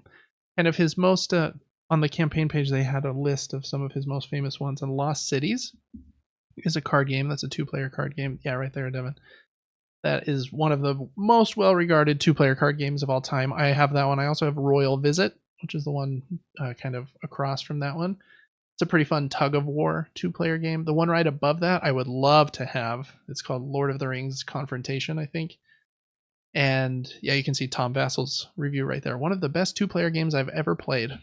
That one I think is out of print and very hard to find. I sometimes see it posted on like that board game Facebook group I mentioned earlier for like $200, and it's like a small little game that should cost like 30, just because they know like it's, you know, you can't find it. So anyways, these 2 games are called Iliad and Icor, and they're 2 different 2-player abstract games. I don't even know fully how to explain how they play, but they play very differently. One of them is kind of about putting out as many of your tiles or your little round tokens as you can. And you can move your character as far to the right and left as you want. And every space that you go across, kind of like the queen in chess, can go as far as they want until you hit the end. You get to put one of your tokens on. And the other one is quite a bit different. I need to watch some gameplay videos, but you're putting these tiles directly on the board and some on kind of the border of the board. They both have this cool like medieval art. I think kind of going for like the Iliad kind of vibes, you know, like Troy and yeah, just kind of that medieval Roman kind of a artwork. It's cool, like hand-drawn artwork. I think the cool things about this campaign, first, they have 2 games in there. I think you can just get one if you want, but you get a discount if you get them both. They're a pretty good price. $29 each is not bad for like a. These are 2-player games that are in a slightly bigger box, not like a huge Ticket to Ride box, but slightly bigger box. The components look really solid. And shipping is $4 if you're in America. That is incredibly low for like crowdfunding shipping in a board game shipping. Like you'll generally see like $20-$25 added on for shipping. So I think that is really cool. Not everyone's in America, obviously, but if you are, that's like a pretty big incentive for me to like, okay, maybe I'll think about this a little more seriously, because otherwise, I'll just wait and get free shipping with Prime. But if it's only going to be $4, like that kind of gets rid of that non-factor. It also has some really cool upgraded deluxe components you can get. Some of them I don't think look totally necessary. There's this cool like pedestal that looks like a Roman like building that will house the 5 like market tiles that you can trade with. I eventually want to get a 3D printer, and I'll just probably print my own, kind of like that. Some of the other deluxe components turn some cardboard pieces into wood pieces, which I appreciate, but their cardboard pieces are 3 millimeters instead of 2 millimeters thick, so they're like pretty solid already. I think the coolest ones are in one of the games, I think Iliad. There are cardboard standees that like are your characters moving around the map, and you can get them upgraded to acrylic standees. And so if you find that image, Devin, they're like really cool, like see-through acrylic standees. I don't think I have many like acrylic pieces in my games, but kind of like a shrinky dink, if you know what that is. But yeah, it's a kind of like a really hard acrylic plastic, and so it's not like, yeah, and they're clear except for the artwork that's on them. They look really awesome. I think they're like an extra $20 though, so I like super cool looking, and those resin tokens instead of the cardboard tokens are also pretty cool. So some cool deluxe pieces. You also get like some cool free mini expansions if you back the games. So I feel like there's a lot of value in this one. The games are pretty well priced. You get a free bonus expansion in both games just for backing them. And the shipping is like pretty reasonable. So that is Iliad and Ecor. That one ends next week on the 11th of July. But two what look like pretty solid 2-player games. There are actually some reviews out that from there's this reviewer called Space Biff, I think is his name. He only does written reviews, which is like very old fashioned, but he is huge in the board game like world, and he really loved one of the two. I can't remember which one, but anyways, there are some reviews you can read if you want to learn more about that. That's Iliad and Icor. All right, next up is one that I think looks pretty cool.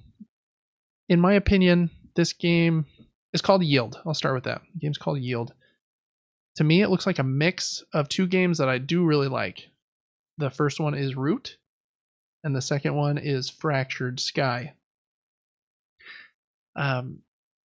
Where you have some hidden information that you kind of come into each conflict with, is kind of the Fractured Sky thing. And in this game, it's a lot shorter than something like Root. I think it said 40 to 90 minutes. Has some really cool like hand-drawn art as well. Kind of going for like, yeah, we're all in each other's faces, but since we're cute, it's not quite as mean. The cool thing about this game is every person has 3 different troops in front of them that on the back have this dial, and you get to assign your troops to those 3 different leaders however you want. Like I can assign like 7 to this leader and 2 to this leader and 1 to that leader. And then when you perform your battles, you kind of reveal how many troops you have with that leader.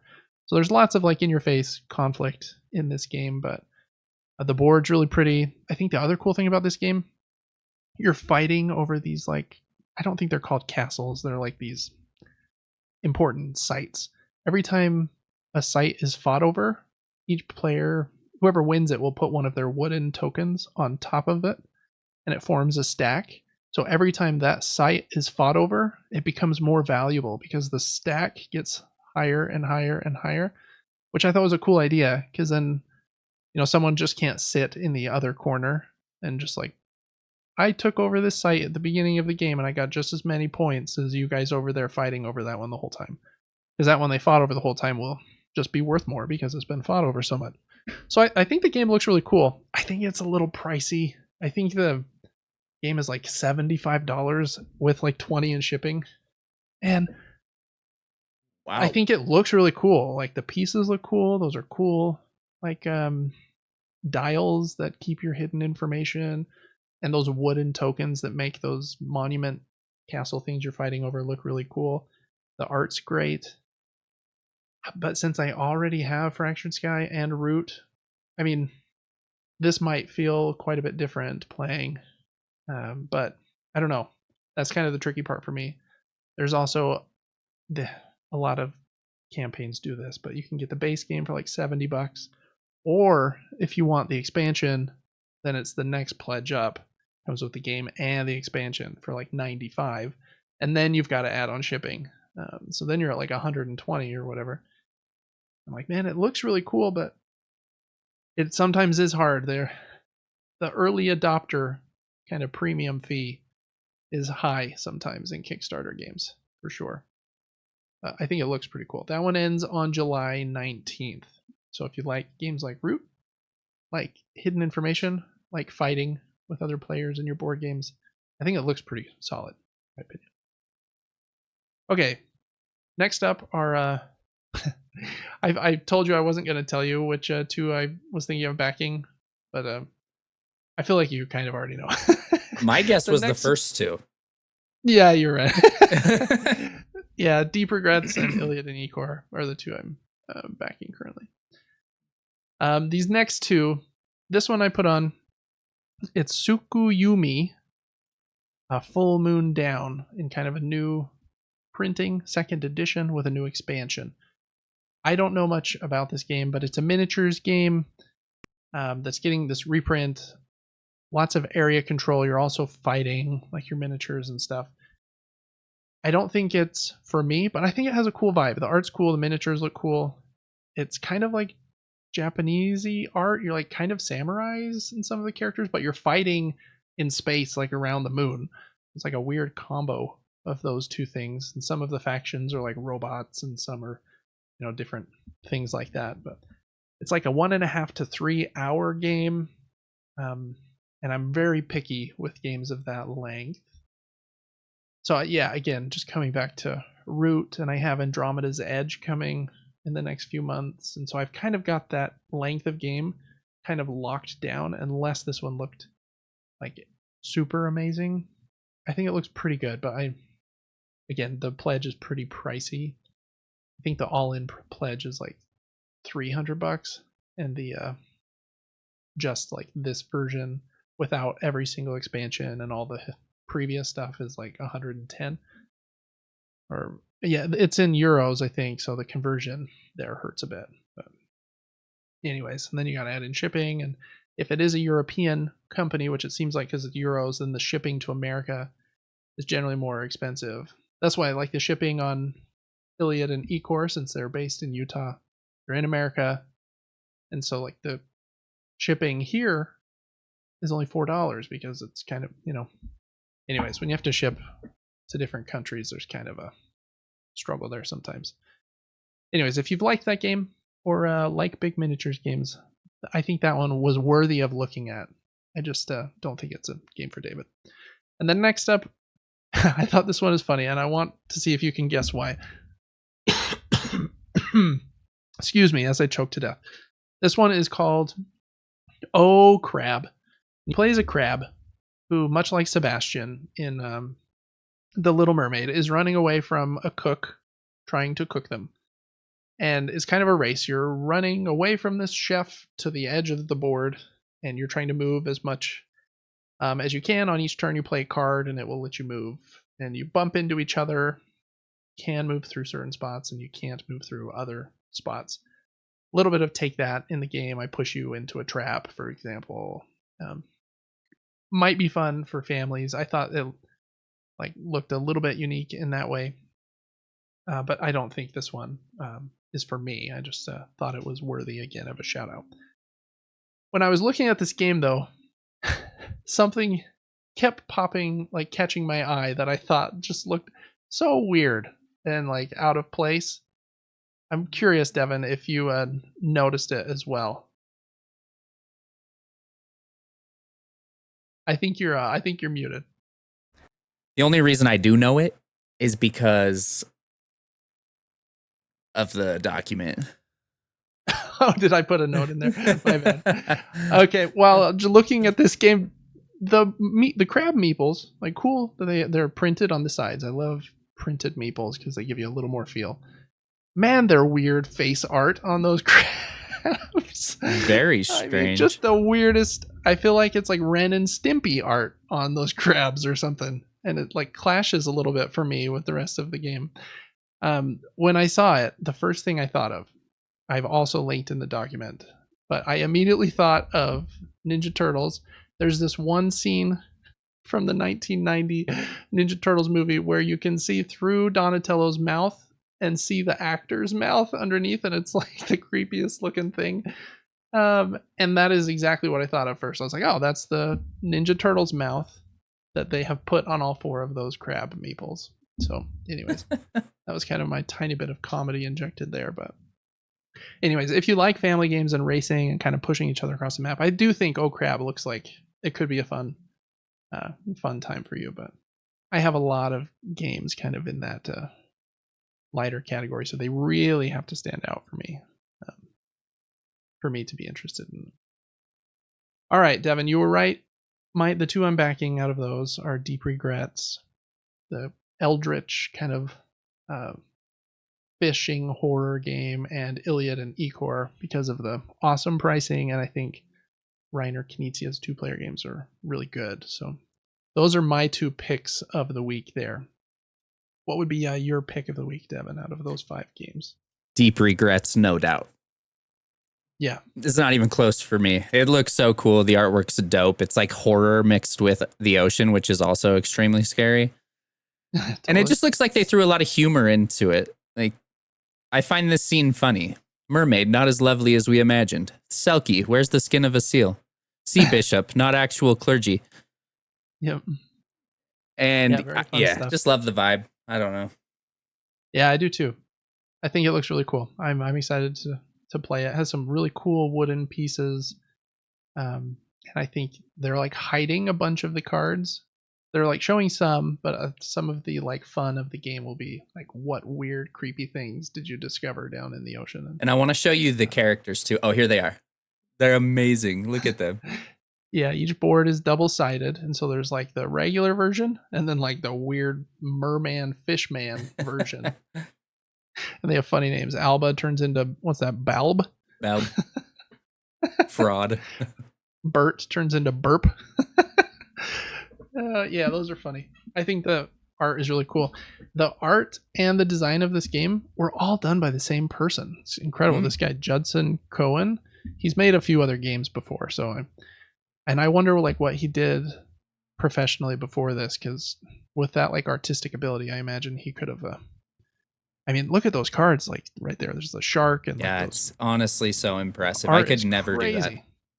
Yeah, I watched one gameplay thing of our video on this game, and kind of the cool part, if you scroll back up to the seaboard where all of the cards are upside down, there are little shadows on the cards, so you can kind of see how big the fish is that you're gonna fish for in that spot. You obviously don't know what kind it is, but there are different sizes of fish too. I thought that was a really cool touch where on the back of the deck, when you're going out fishing, you have at least a little bit of information on what size of card it is there. Yeah, you can see there, Devin, there's like big, medium, and small shadows on the back. And it's a depth mechanic. Yeah, I think it's actually there's like a different distribution of sizes and like eldritchness of fish at the different depths. The further you go, then they're more likely to be big and more likely to be creepy. But yeah, I'm excited for those. They obviously don't deliver until next year after campaign ends. Then they get printed in China. Then they get like put in the boxes, and then they ship overseas, and then from the distribution centers in America, they have to ship to you. So a lot of time before these ever get to your tables, but I think that one looks really cool. Good choice, Devin. All right, and then really quick, I just wanted to do a last call again for Rise of the Wastelands. I think this one looks really fun. I don't have any 4X games in my collection, so I think this one will kind of be my 4X game. I have some that are like flirting with the edge of 4X, but I think this one looks really cool. We've talked about it a few weeks now, so I won't like belabor the point, but it has 2 really great pledge levels, one with awesome wooden pieces that's a bit cheaper, and one with really awesome plastic pieces. And so I don't feel like you lose anything either way. Really cool looking game in my opinion. And then the other one is I think has been Devin's pick of the week a couple weeks in a row. This is Sovereign Fall of Wormwood, and it's a card game with 10 different faction decks you can play as, and you're all trying to like win the prestige. It kind of reminds me of Dune, like these weird little like different sci-fi like clans and families trying to like win the influence of this planet, but each faction will play way different, and the backs of the cards have this cool track on them, and you have to like, when you play a card down to the forge, it's a time track, and different cards take different amounts of time to be built. And so that card might just be something that only requires 2 up on the track and is an echo card, which is a victory point. Or it could be like some crazy unit that if you let get to 6 is going to wreck you next turn. So yeah, I don't know. I'm very excited for that one too. I have both of those backed as well, Rise of Wastelands and Sovereign, all of Wormwood. There's some good games on crowdfunding right now, in my opinion. I feel like crowdfunding definitely has some like peaks and valleys, some lulls at times, totally. But man, I feel like there's some good ones right now. And you know what? While we're here, will you, Devin, on Kickstarter, just type in Brink? I totally forgot to put a game in, so we're going to talk about it here really quickly. This game just launched, I think just yesterday, so that's maybe why I forgot. Yeah, that one. It's by the same company that made Moonrakers and Fractured Sky, which I just talked about. Fractured Sky has like super awesome like production values. The magnet troop pieces that go underneath your ship and the cool player trays that track everything. This is their next game, and I think visually, like, it looks awesome. They do. I mean, their pledges are expensive because their pieces are so cool, but it has like really awesome player trays that like keep everything organized. And then there are these cool like voting trays that everyone reveals at the same time at the end of the round, and you like pop it out of your player board so everyone can see what you voted.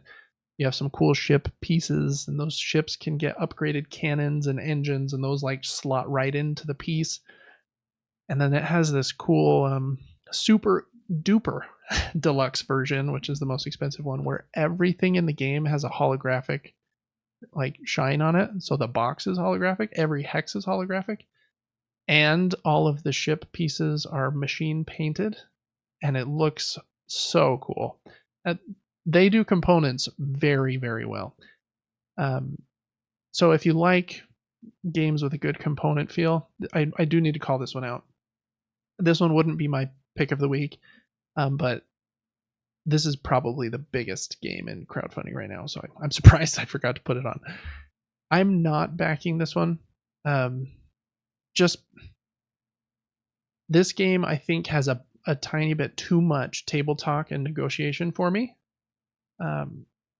You're trading with people constantly in the game, and I don't hate that sometimes, but I do feel like this is kind of the one problem I have with Settlers of Catan, which I think is just called Catan now, is that somebody that is just more pushy and aggressive can just kind of steamwall everyone because the game allows them to. Like, no, you're going to trade me 2 sheep for my 1 stone or brick or whatever. And so I like laughing and table talk and like fun reveals and things like that. And I think Fractured Sky, which I already mentioned, has a good balance of that, where like, you know something I don't know, and we do have a fun reveal at the end of the round where we see how many troops we put out, and there's like a little bit of me trying to read what you're doing, but the game has enough structure there that I can't just steamwall over. That's not the right word. Steamroll over everybody else. This one seems a bit more heavy negotiation, so I'm not personally backing it, just gameplay wise, but component wise, man, I think it looks cool. That holographic box with the holographic cards is pretty pretty cool, huh, Devin? Yeah, it's truly unreal. You got to play this game with the right people, though. Yeah, for sure. You really do. Yep, you have to be a little picky with your game group that night, for sure. Anyway, so add Brink to your list of games to look up for Crowdfunding Corner. That was my bad for missing that one. I've been looking at it all week, so I don't know why I forgot it, but there we go. So there were technically 6 games and 2 last calls. So that was 8 board games there. Devin, not looking at we already did that. We did the pick of the week already. We did Deep Regrets. Cool. All right. Well, that is going to do it for the board game news and crowdfunding corner for this week.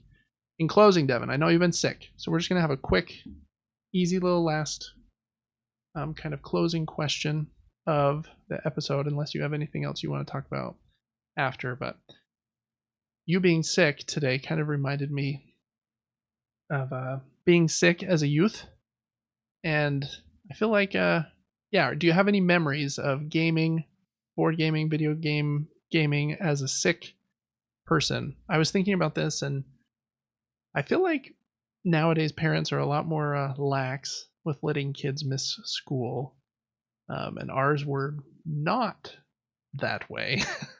I feel like even if I had polio, I was getting on the freaking bus. But I don't know. I do remember a couple times being sick and missing school. I always like wanted to be sick so I could miss school.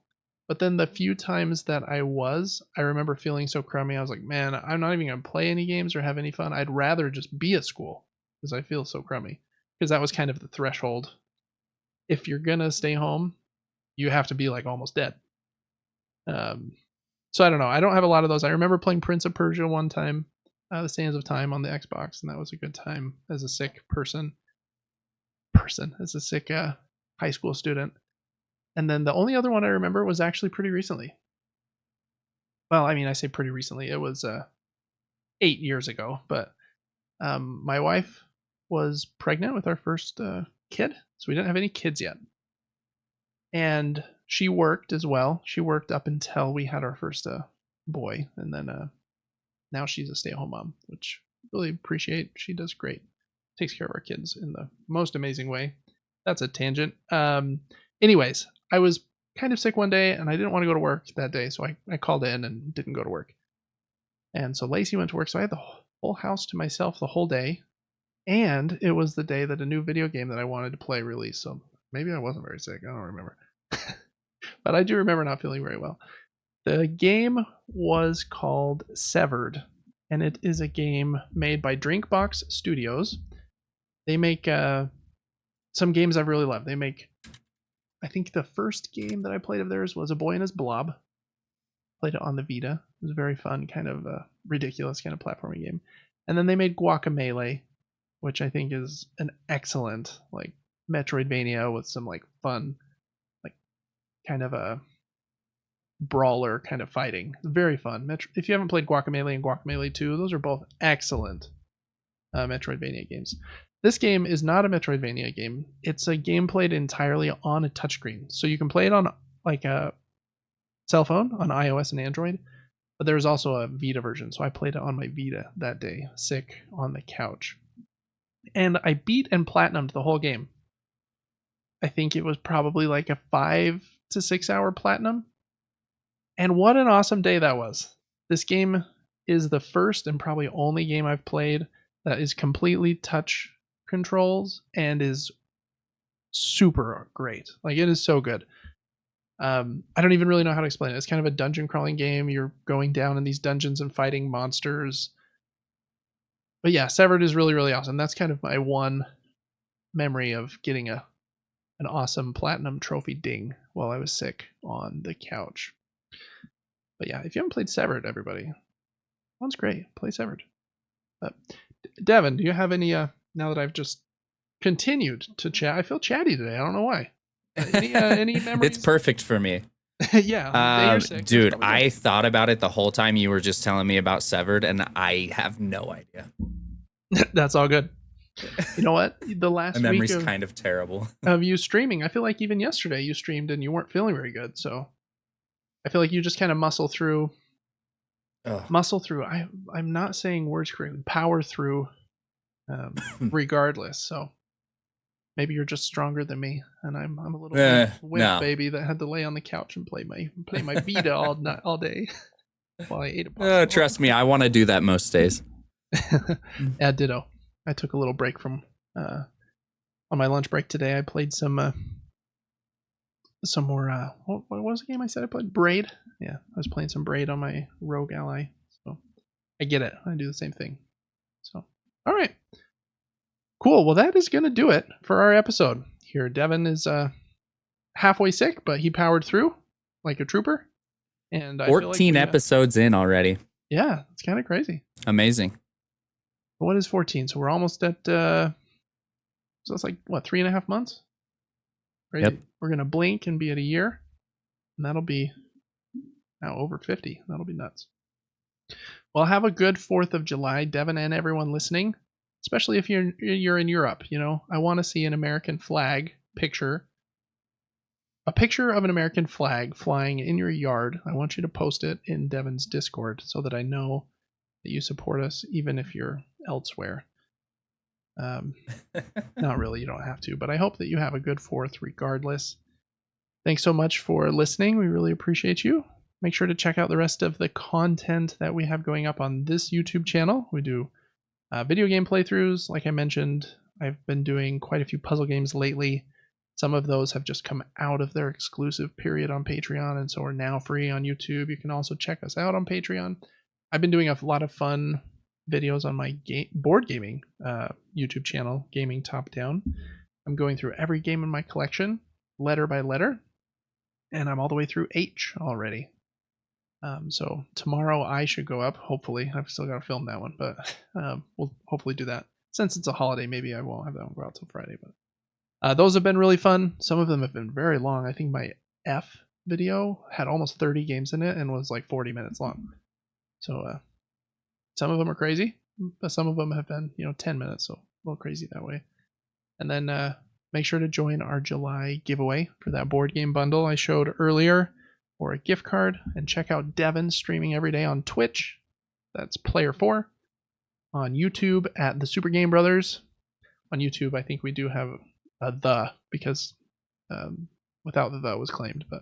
And on TikTok at Player4 TV. Anything else we should plug, Devin? I think that's the end of the plugging. That's all the plugging. Yep, all the plugging. Alrighty, well, that's going to do it for us. We will see you on the next one. It'll be episode 15. And it'll be a good time. See you then. Bye.